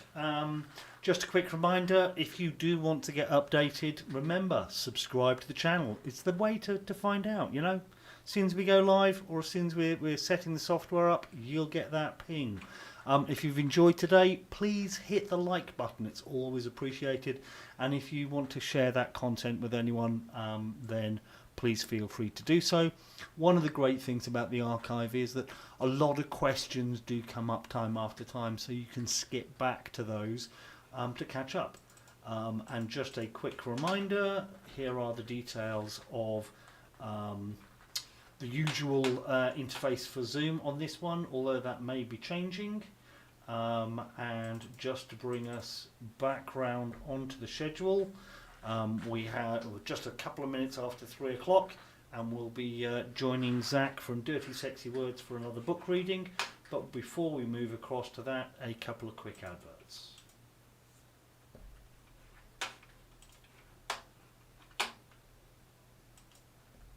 Hi, Debbie Spank here. I've been asked to do a podcast on a little bit of history of Spank. Yeah, before I start, I'd like to say that I'm really missing everybody and missing Lamb, and I hope you're all keeping safe and well. Yeah, firstly, the name Spank. I think I'll leave that to your imagination of why I would have called it that. Yeah, I started the business in 1986. I was working as a manageress in Oxford Street, Jean Genie, and I was really had a passion for fashion, and I just started making little things like earrings for curtain rings, and I used to customize things from I picked up from Oxfam, and people really like my creations. So I decided to get a little market stall in Camden. And it was difficult, yeah, because I was working full time in Oxford Street and also trying to make stuff and working weekends and evenings. And eventually, I decided to take a chance and give up my full time job, which was a big shock to the system because I was sitting in a bed sit in Brixton trying to make clothes, which wasn't an easy task, I must say. Yeah, I think I really decided that my best part of my business was me designing and selling. So I decided to try and get outwork as machinists to help with the actual making. I remember the first day in Camden I did it. It was like snowing, and I took £5. But yeah, I persisted and things did get better. So I took on another stall in Camden Market up in the stables. So I had two stalls. I had someone working for me. And at the time I was, it was more tie dyes, my earlier designs. And I used to make flared sleeve tops and I used to sew motifs on the front. And then I used to tie dye them. I started, yeah, they sold really well. And I started doing the Festi circuit, Glastonbury, Reading, all of those festivals. And things were going really well. I thought as I'm talking, I'd put up a few of my old creations through the years, Spank designs. As you can see, it's going to change quite a lot up until where we are today. This is my shop in Camden. Yeah, as you can see, it's kind of like it's going a bit cyber club wear and still got my tie dyes there.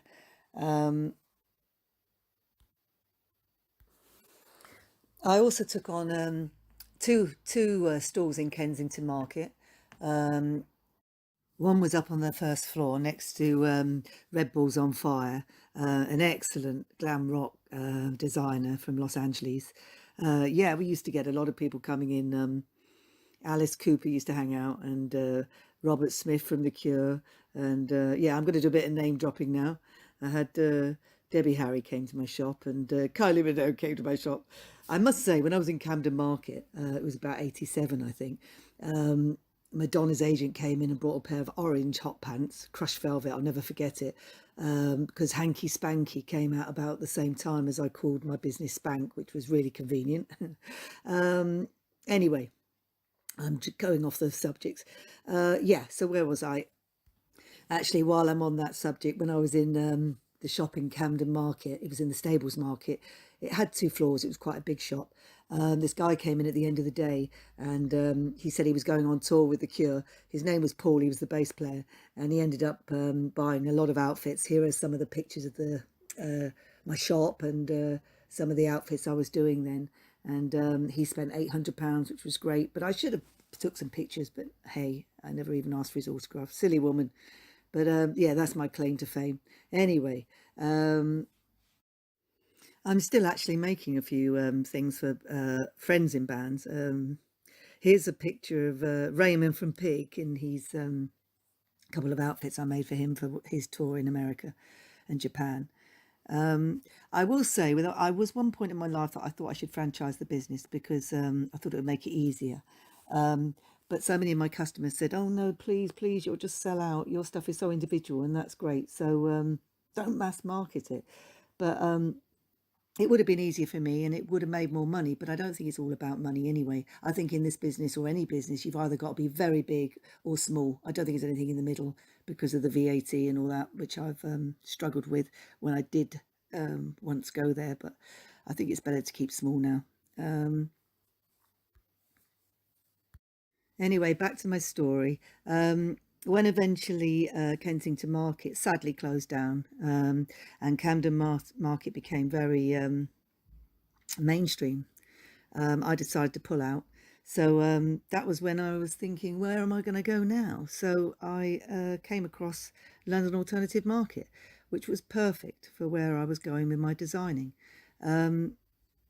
Yeah, what do I enjoy about my job most? That's another question. I think probably the happiness that I can see in people's faces when a customer comes in and they may be big ladies, small ladies, or have issues with their bodies, like I'm sure we all do.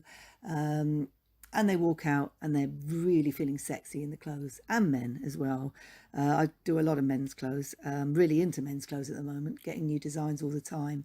But yeah, the selling, I don't push, but I love to see people happy with the purchase, and the designing. I love the designing. Just that sometimes you get so many in your head and it's too much. You just can't get it all out there. What's the best feedback I've received? I would say probably the hugs I've had from ladies and men that have come into my stall and been so happy, and said that you've made my day, because I went out and I felt really happy and felt really confident. I would say that's, I've even had tears from customers sometimes, which is beautiful, I think. Anyway, I think I've answered all the questions, and I'm showing you lots of pictures of all the clothes through the years of Spank. I will just say one thing, that when I eventually did give up my job, which was 1986, my mother said, no, don't give it up. But, you know, in retrospect, I'm very pleased I did. I know I was a bit of a high flyer with managing and going around the country and troubleshooting. But, you know, I would encourage anybody to take a chance. It's hard work. It's really hard work. Maybe that's why I never got married or had kids, because it's been my baby, but it's been worth it. Anyway, guys, I think I better close there. I'm really looking forward to seeing you all again, and I hope you're all keeping really well and safe. It's not an easy time, I must admit, but things can only get better, eh? Much love to all. Bye. Oh, and I've forgotten the most important thing. Where you can find me and buy my lovely wares. www.spankonline.co.uk. Yeah, please check out my website, and yeah, any queries, any questions, don't hesitate to get hold of me. Okay, guys, see you soon. Bye.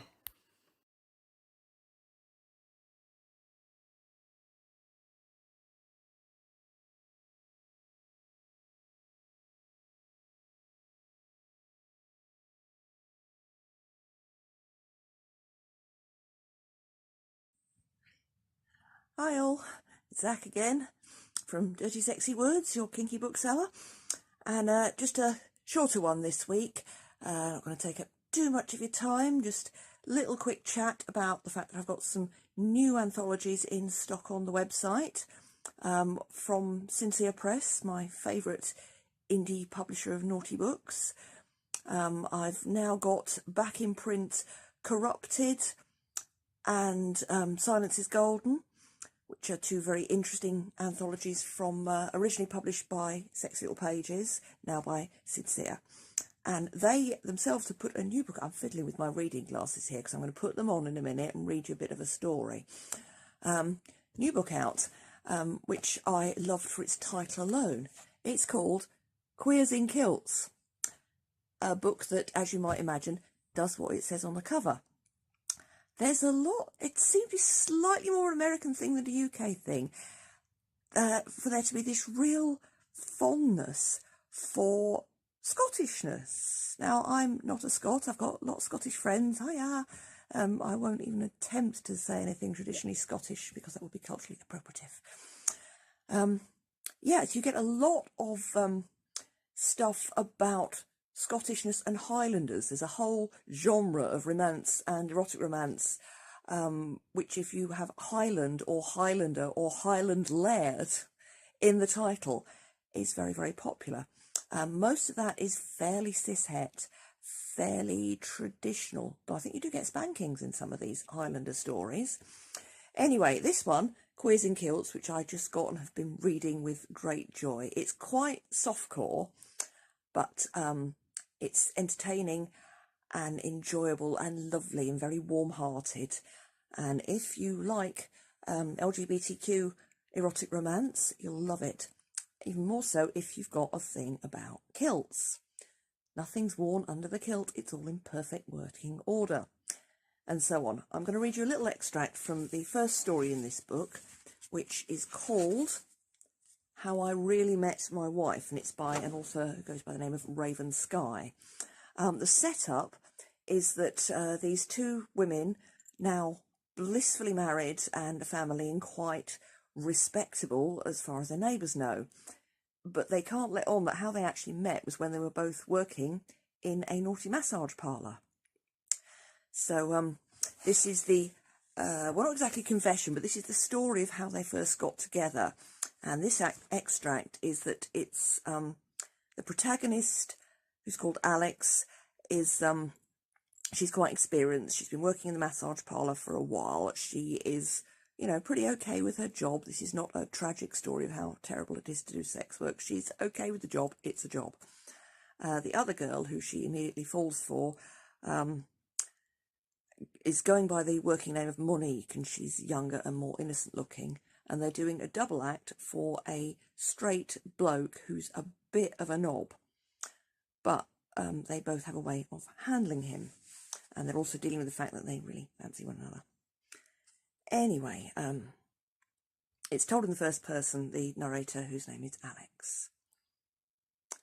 Jake was already hard and stroking away as we came into the room and prepared to touch him. Jake had turned on the gas fireplace and selected some music. He jumped up, and his dick bounced around as he made way for us on the bed. "Ladies first," he said, motioning mock gallantly to the bed. "I don't think I've ever had a double with you, Alex. Let's see what kind of show you put on." I made my way to the bed and beckoned to Monique to join me. She did so, trembling visibly. I tried to forget that Jake was there and just took Monique's face in my hands and caressed her hair. Her eyes were wide and shining, with a combination of fear, curiosity, resolve, and perhaps a hint of lust. I kissed her cheek and whispered in her ear, too quietly for Jake to hear, "Just say, 'I'm good,' when you want to stop, okay?" She nodded her head slightly, and Jake boomed, too loudly, "Touch her tits, Alex! I want to see her titties!" I felt her stiffen in my arms and turned to give Jake the stink eye. "Jake, you're a fucking buffoon. Lean against the wall, watch, and don't say anything." "I mean it." "Why are you always so angry and mean, Alex?" "I kind of like it, but you kind of scare me." He laughed nervously. "Good. I'll get scarier if you don't start listening. Monique is new, and this is her first massage. If you don't want to scare her off so that you never get the chance to see her titties, then just stay over there, jerk off, and shut the fuck up till I tell you otherwise." Jake was used to having women fawn over him and throw themselves at him. The fact that I bossed him around and belittled him both confused and excited him. He did as he was told, and I can admit that from another woman's perspective, he would have made a gorgeous sight, a beautiful blonde Adonis of a man, muscled and tanned, pumping away at his straining cock, desiring us and holding back with great effort. In truth, I liked torturing him as much as he liked being tortured. Our connection was always kind of twisted. It's the strangest thing in my life that my connection with my wife started here, in this moment, on the futon, between a roaring fake fire and a horny man, in a phony spectacle of lesbian desire that had somehow morphed into real intimacy. It still amazes me. It's so freaking quintessentially queer. If you want to read more, it's available in the online bookshop now, dirtysexywords.com. Before I go, something else to share with you. If you've liked hearing me talk about anthologies and you like erotica anthologies, it's your turn. I've got a call out for stories for a new one on the theme of scandals and scandalous behaviour. All the info for story length and topics and taboos and all the rest of it is on the website. If you go to dirtysexywords.com and select the blog, it's currently the top entry on the blog page. Have a look. Send me something in. See if you can scandalise me. Anyway, be good till next time. Till we meet each other again in the flesh, or until we virtually encounter one another online. Take care of yourselves, wash your hands, hang in there. Bye.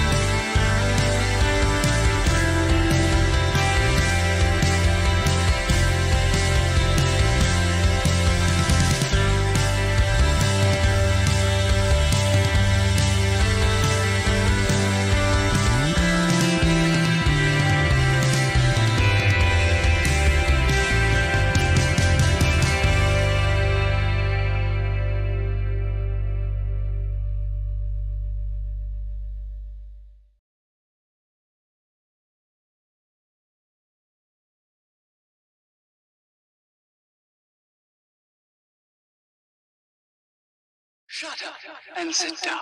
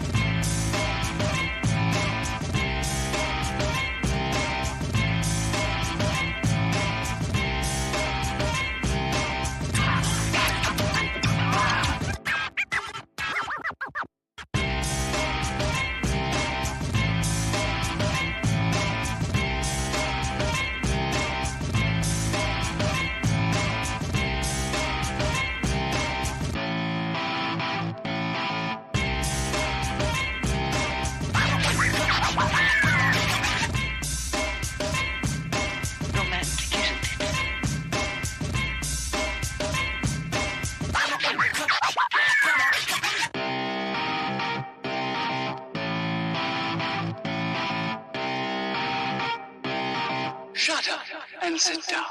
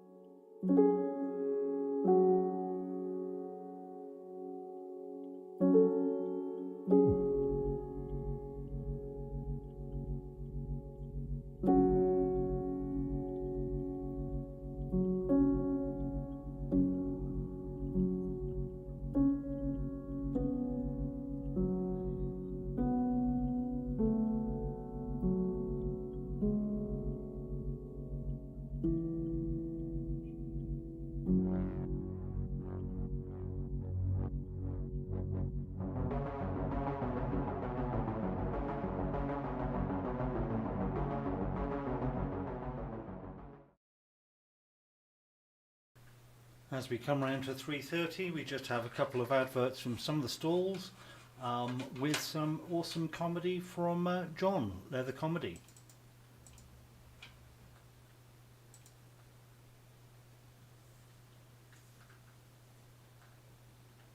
Hi, Graham from Affordable Leather Products here. As you may well be aware, the London Alternative Market is offering advanced tickets as bonds to cover their costs during the time of lockdown. We at Affordable Leather Products have got 5 of these tickets. Oh, am I covering that over? What a shame. We're giving these tickets away. If all you have to do is subscribe to our YouTube channel, go to affordable-leather.co.uk/market, and you find the link where you can subscribe. When we get up to 100 subscribers, we'll draw the 5 lucky winners, and you can get free entry to a London Alternative Market when the lockdown ends and the market starts again. That link is affordable-leather.co.uk/market.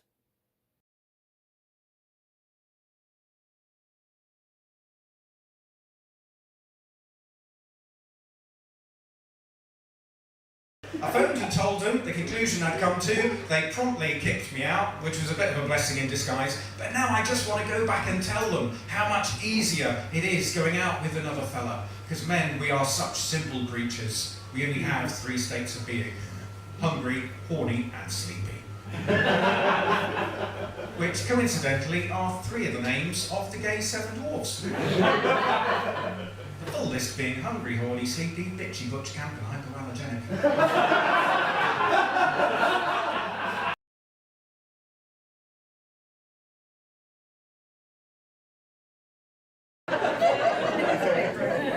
My church, believe it or not, was worse, because they believed in abstinence, which is not a really fun kind of alcohol. No? It turns out abstinence is not doing it at all. And my church had some very creative ways to get us not to do it. My church's sex education was 1 sentence, just 1. This is what they told us the week we learned about sex. If you don't have a particular body part yourself, you are not allowed to touch it on other people. Bad news for all the other kids worked out very well for me.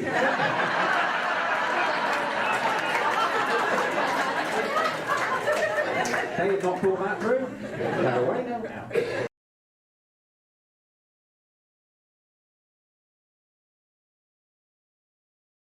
Back in 2003, I won a competition in America called International Mr. Leather. Now, don't worry if you've not heard of it, it's a bit of a pageant. It's run for 40 years. This year, 70 men entered from around the world, 18,000 people went to watch. I won in 2003, I'm the only British person who's ever won it. This is me, the moment of my win. Basically, if you win it, you are Princess Diana for a year in leather. You take off a year from work, you travel the world, you do good works, it's all wearing leather. That's basically what it is. And I did this because it was part of my plan to be less of a don't talk about it pendle and try and break my programming, try and do new things. But looking back, I did approach it the exact same way my parents have to anything new. Complete denial. Now, I did not know what I was letting myself in for. If you're going to represent the worldwide kinky BDSM community for a year, it really helps if you know something about it before you set off. Oh my God, I saw some sights. I have nothing against lesbians. I love lesbians. I've no desire to go to a naked lesbian pool party ever again. I just don't think they're aimed at me. I learned some things. I learned on my journey about leather families. Do any of you know about leather families? This is where you can have more than just like a primary romantic other half in your inner circle. You might have a group of people. You might have a submissive, or a dominant, or a human pretending to be a puppy. Ruff. It's all role play, don't worry. But you might have a group. And so you meet people who go, this is my boyfriend, this is my boyfriend's slave, this is my slave's puppy, this is my puppy's slave's puppy's sister's girlfriend's truth. And I'm Jeff, I'm single.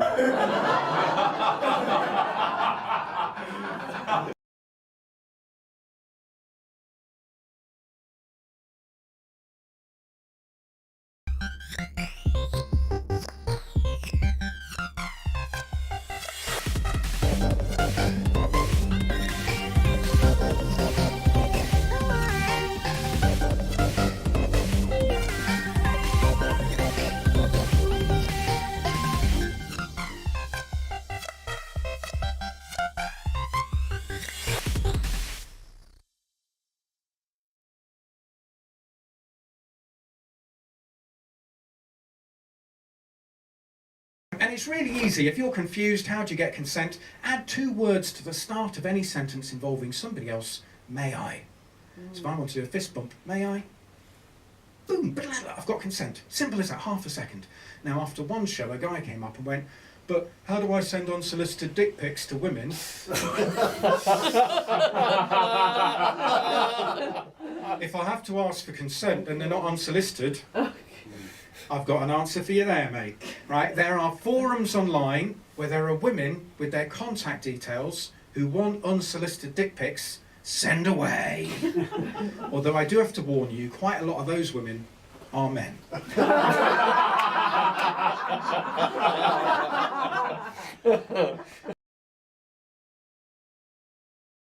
that first night I also learned something else, which was they were very hot on the idea of safe words. Right, for those of you who don't know, it's a word or phrase you agree up front, and then if it all gets a bit much, if the clamps are too tight, you can say, Theresa May, and everybody stops. Little tip from me, make sure it's something easy to remember. Otherwise you're in a whole heap of trouble. Now, it became like a handshake, you know, when you met somebody, oh, what's your safe word? And that's how we all operated. But years later, I've discovered that's absolute rubbish, because the very best safe words, you know, the ones that work every time, are never agreed in advance. This one's particularly effective. Uh-oh.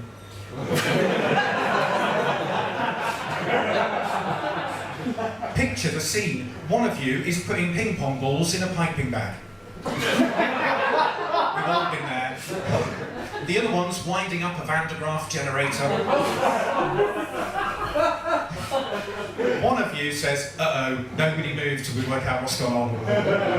Another one that works really well is whoops. Oh, shit, is this deep heat or mayonnaise? Whoops. Open up, it's the police. You're back early, Mum. One that works really well in our house is, oh my God, there's a cat in the room! I swear to you, they can teleport. It doesn't matter how firmly you shut the door. Halfway through, they'll be purring approval on a pillow. I don't care how cute and furry you are, you're not coming near my balls if you've got teeth and claws. In England, we really only discovered gluten-free cake about 3 years ago. Yeah, it's in every coffee shop now. But they didn't invent it for me. They didn't invent it for medically diagnosed people. They invented it for people doing gluten-free as a detox. Because that's what you need on a detox, isn't it? Fucking cake. Not every coffee shop, though. I went in a coffee shop recently. They had beautiful cakes on the counter. I said, are any of these gluten-free? They said, yes. We have granola. Oh. Tell me, I don't know how you do that. How do you make granola with no wheat, rye, barley or oats? And do you know what they said to me? Oh, are you one of the real ones? Then we have nothing for you.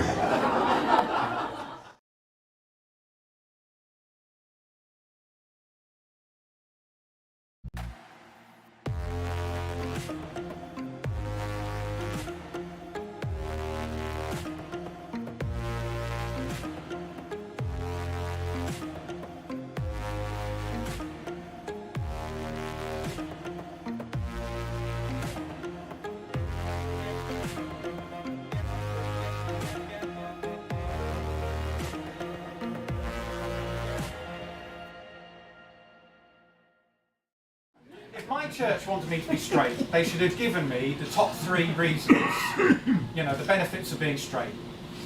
And I've really tried. Help me out here.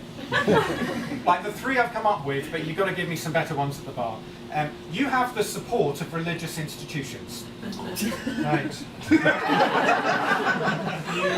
You're not made to go for weekly counselling to try and change your sexuality. And you're not blamed whenever there's floods.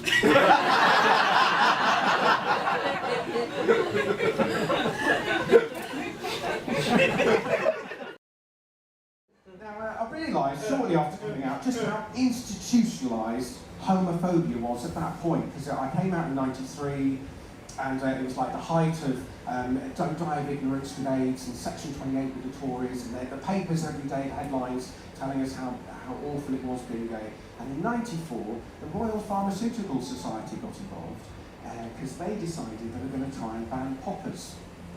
Now, have I just said a word nobody knows? Poppers, they're in a little brown bottle. Somebody can give a thumbs up. Little brown bottle. The idea is you sniff them. I've not used them, by the way. I've just heard this. Apparently, you you sniff them, and it gives you a rush of blood to the head, some yellow dots in the centre of your eyes, and a cracking headache for the next couple of hours. Gee, what fun.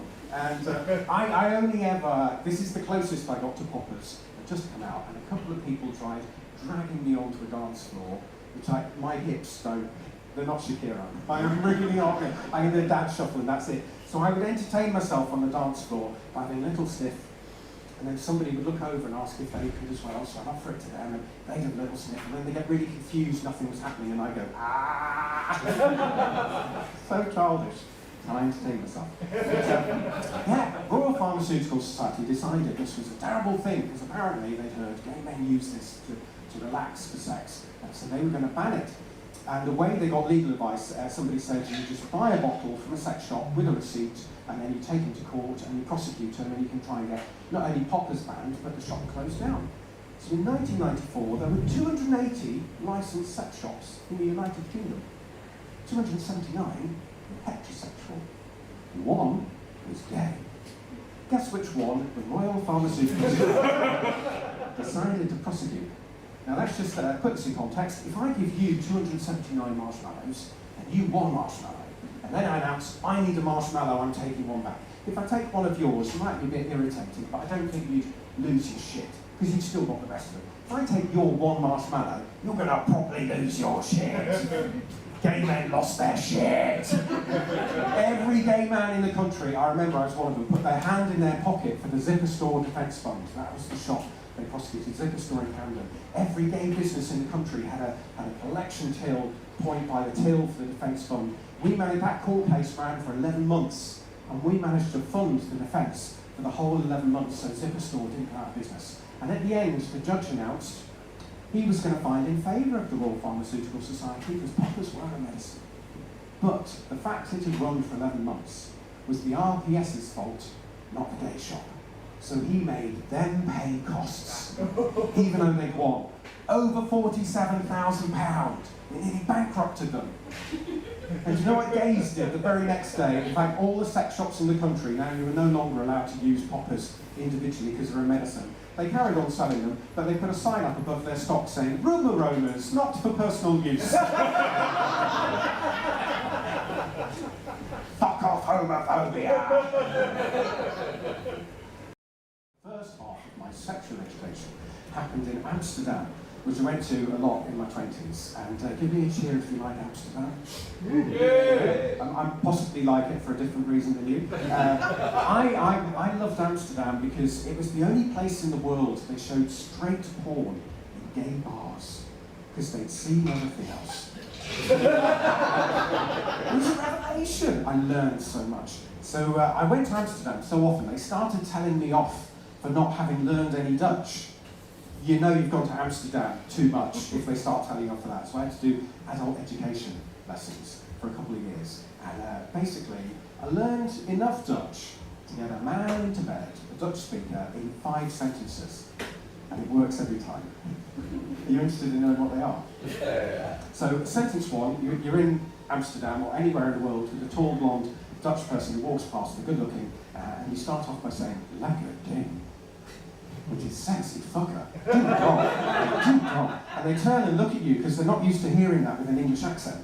And then you follow it up with a second sentence, ik wil jou lekker zoenen, which is I want to give you nice kisses. Weirdly, this has never failed for them to kiss me, which isn't what I said. I said I'd kiss them, but just roll with it, it's fine. And then, while you're having a little kiss, you feel their bodies through their clothing, and you say, ik ben diep onder de indruk. I am really impressed. That gets you back to their apartment, or toilet cubicle, or corner of a dark room, depending how slutty or desperate you are. That gets you somewhere private. And then you say the 4th line. This is the absolute killer. Je bent het neusje van de zalm. You're the nose of the salmon. It's the very best bit. It's like the bee's knees. And that absolutely 100% gets you laid. Because there's no way you can have translated that from another language. You have to have learned that from somebody Dutch. It always makes them blush and gets you laid. Now, I said there were 5 sentences. The 5th one is for after. Helaas, ik ben getrouwd met 2 kinderen. Tot ziens. Sadly, I'm married with 2 kids.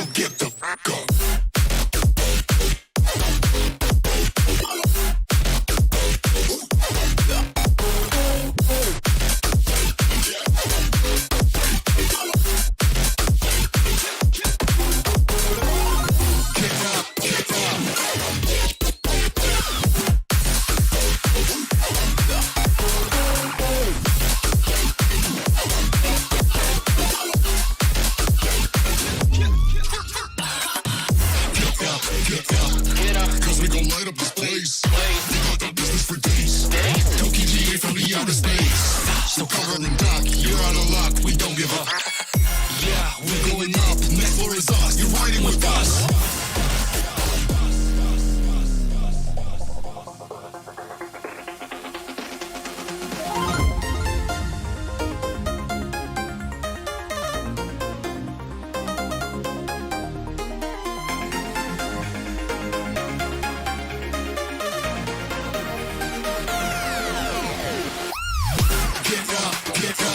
We want you to get on your feet. Stand up, stand up, stand up. Come on, get loose with the heat. Right now, we go party till we black out. So get the fuck up.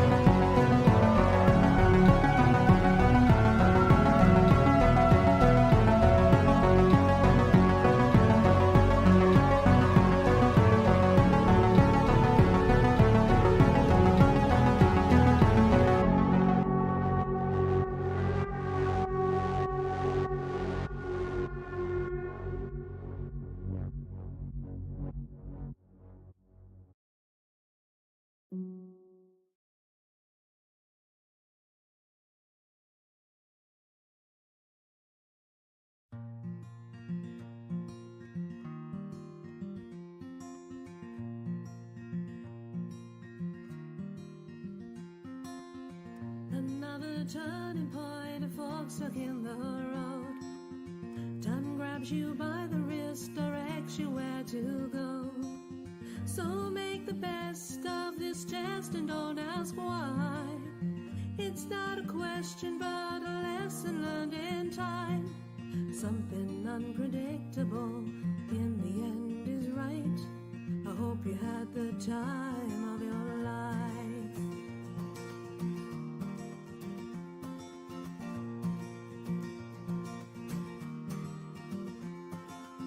So take the photographs and still frames in your mind.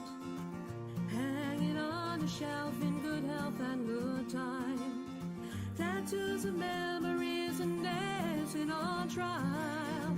For what it's worth, it was worth all the while. Something unpredictable in the end is right. I hope you had the time of your life.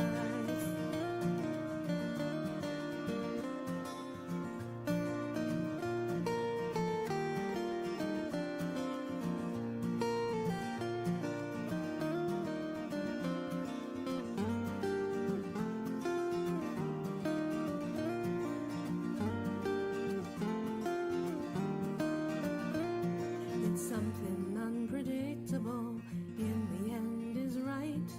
I hope you had the time of your life.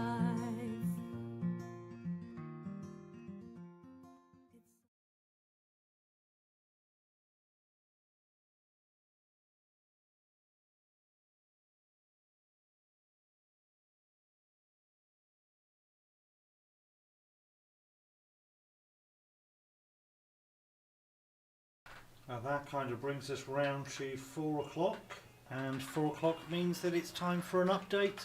I'm not sure if we're going to have time for a drop in shop because of the technical problems we're having with the feed today, but we'll see what we can do.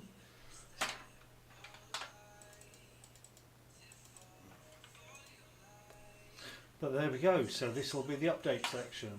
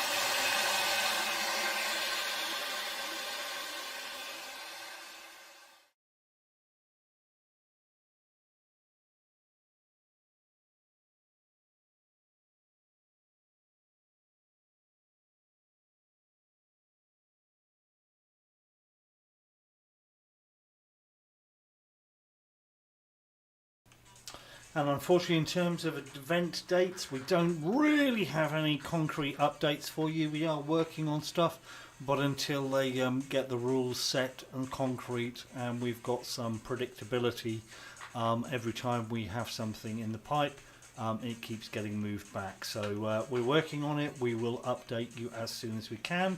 In the meantime, and for the rest of this month, because we're now consulting what's going on for the rest of this, we have, this is the schedule. So first Sundays of the month will always be LAM Live, a much longer version running from 12 till about 7:30. And then a mini LAM, a quickie on the second Sunday and the third Sunday from about 12:30 till 4:30, like today. And then to mark LAMchester, we'll do another long one, 12:30 till 7 or thereabouts. And then if there's a fifth Sunday of the month, there'll be a LAMchester, a mini one as well. As I said, this is running for the rest of this month. We're talking to people at the moment and putting some suggestions up and talking about some ideas on FetLife. So if you want to input and give us some suggestions, either leave your comments below, leave the comments in the chat, or let us know via the other social media outlets.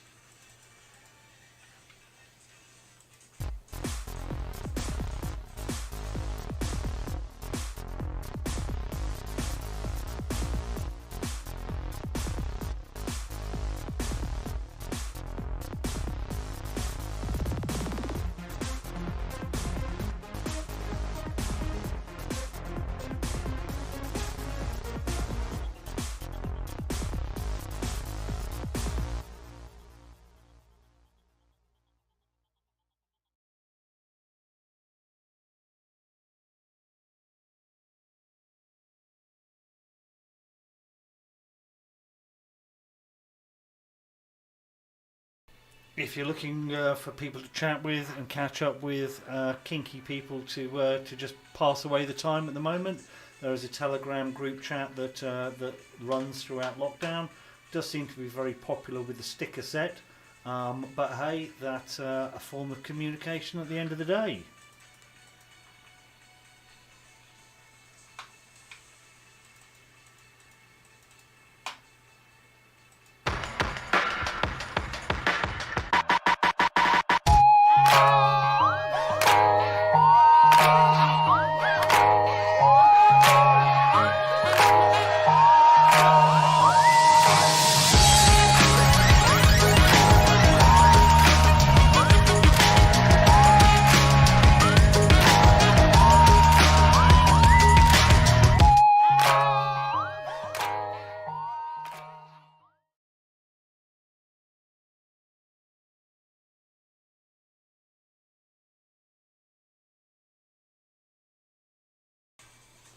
And also there's a Zoom chat that runs during any of the LAM live broadcasts, and the details are up on the screen and available in the chat log. Another quick update from one of our awesome stalls. These one, Ironic Craft, joined us during lockdown. So if you've been to the Bedfordshire event, you will have met them. Otherwise, you'll have to wait a little bit longer until there's another opportunity for them to come out. Some really nasty, nice, heavy hardwood toys, all made from reclaimed barrels. So a very interesting story, some very creative designs, and if you're a fan of the big, mean, heavy hitties, they're definitely someone you should be checking out. Someone we've also been asked to give a mention to is the Greater London COVID Shielding Group on FetLife.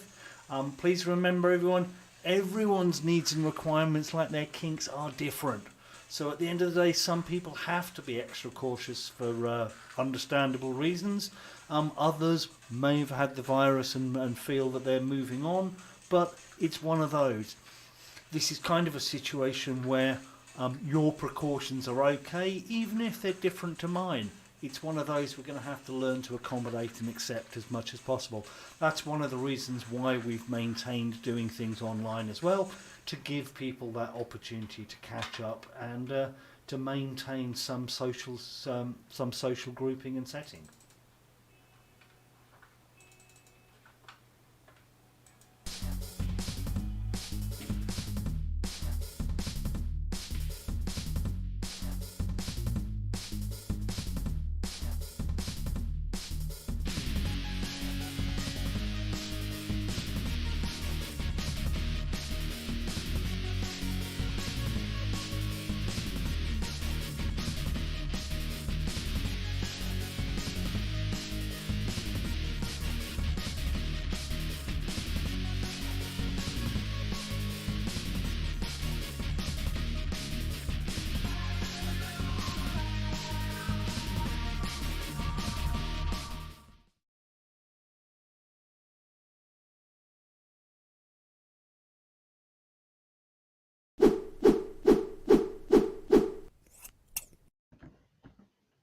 Jed Phoenix here. This is kind of a follow-on from what Phil was saying in the newbie chat about asking traders if they can do bespoke colour combinations for you so that it matches the rest of your kit. This is something that I've done on quite a few occasions. I've done the full back corset with a purple lining as opposed to red, and I've done various other bits and pieces with bespoke colour combinations. And what arrived in the post this morning, and which I've treated with ultraviolet light, rather than trying to wash it in bleach, because I don't think fabric would really like being washed in bleach. So I've received some chiffon, the chiffon top, and it is white chiffon. Oh, I need to be really careful. There's already a mark on it. I've literally just taken it out of the packet and there's a mark on it. So yeah, I will definitely be washing my hands countless times before touching more of that. The chiffon top was designed partly out of necessity. I think I'd inherited some black chiffon when Velda died, and it was literally just sitting under the cutting table for ages before I actually used it. And the design came about because there was a model called Ivana Hyde, and she was going to be wearing one of my corsets and skirts for a photo shoot in Amsterdam. And because it was an outdoor shoot, there had to be something covering her boobs. So knowing that I was not going to be able to meet Ivana before the shoot because she lived in Holland, and also knowing that she had quite large breasts, I came up with a design, which I will put a picture of here, came up with a design that was very flexible in its fit and would allow a low profile around the waist, or just above the waist, so that a corset would be worn over the top of it. So basically, the chiffon top, very light and kind of floaty. You can wear it in a couple of different ways, and it sits beautifully underneath any kind of corset, really. So yeah, I'm producing a white version of it. It's going to look badass, of course, but yes, need to wash my hands first. Yeah, and hopefully I'll get a picture of the person who's bought this white chiffon top, so that I'll be able to post that in next week's LAM Live.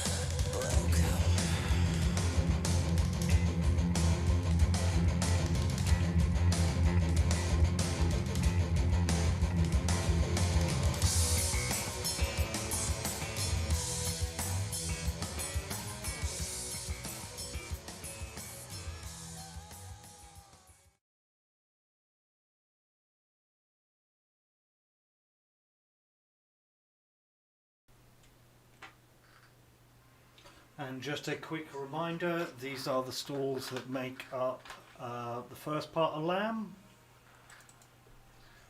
And more stalls from LAM.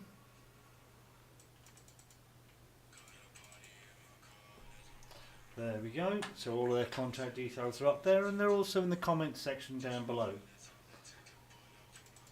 And our sister event in Manchester on the 4th Sunday of the month. The stall holders' details are up on the screen now.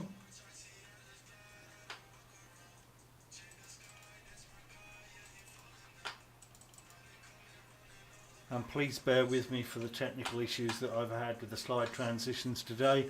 I know it's been a bit of a pain in the backside. It's been an awful pain in the backside for me, to put it mildly. I'm looking forward to a nice soak in the bath later with a nice bacon sandwich, just to make amends for this one. And my final slide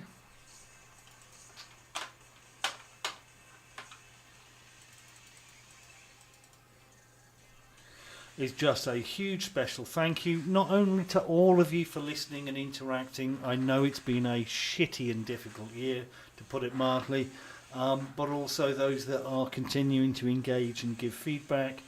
Some great questions coming up in the workshops, and again, it's showing that people do have an opportunity to engage in a positive fashion and move things forward as best as possible. So huge thanks to Tall Mike for your life-saving infusion of iced tea, Steph for rebuilding the new system. Today's problems have come courtesy of a software update and a glitch that's been introduced into OBS because of the software update last week, but it wasn't detectable until we went live. Phil, thank you for your newbie content. Jerry, thank you for your assistance manning the Zoom chat and your content. Zoe, thank you for your perseverance during testing. MsstGlamBitch, thank you for your slideshows and your photography skills. And Jalian, thank you for your awesome photography skills. I know you can't hear what I'm saying, but we love you anyway. Bit of an in-joke if anyone who doesn't realise. Alan is deaf, which is why we have some interesting times communicating and integrating him into the team. Unfortunately, this is part of the aspect of the event that he can contribute to, but not actually enjoy himself. So it's a little bit of a challenge, that one. But there we go. I hope you've had a fantastic time. We'll kick this off again 12:30 next Sunday. Got a special guest join me in the studio. Someone I've promised I'll teach how to do a little bit of this, because you know what? It's an interesting life skill, being able to put together a broadcast and TV show. And I think more people need to rise to the challenge and develop those skills rather than doing it the negative way. But there we go. Thank you. You've been an awesome audience. I'm looking forward to chilling out for the rest of the day. And no dogging on the way home. Look forward to catching you soon.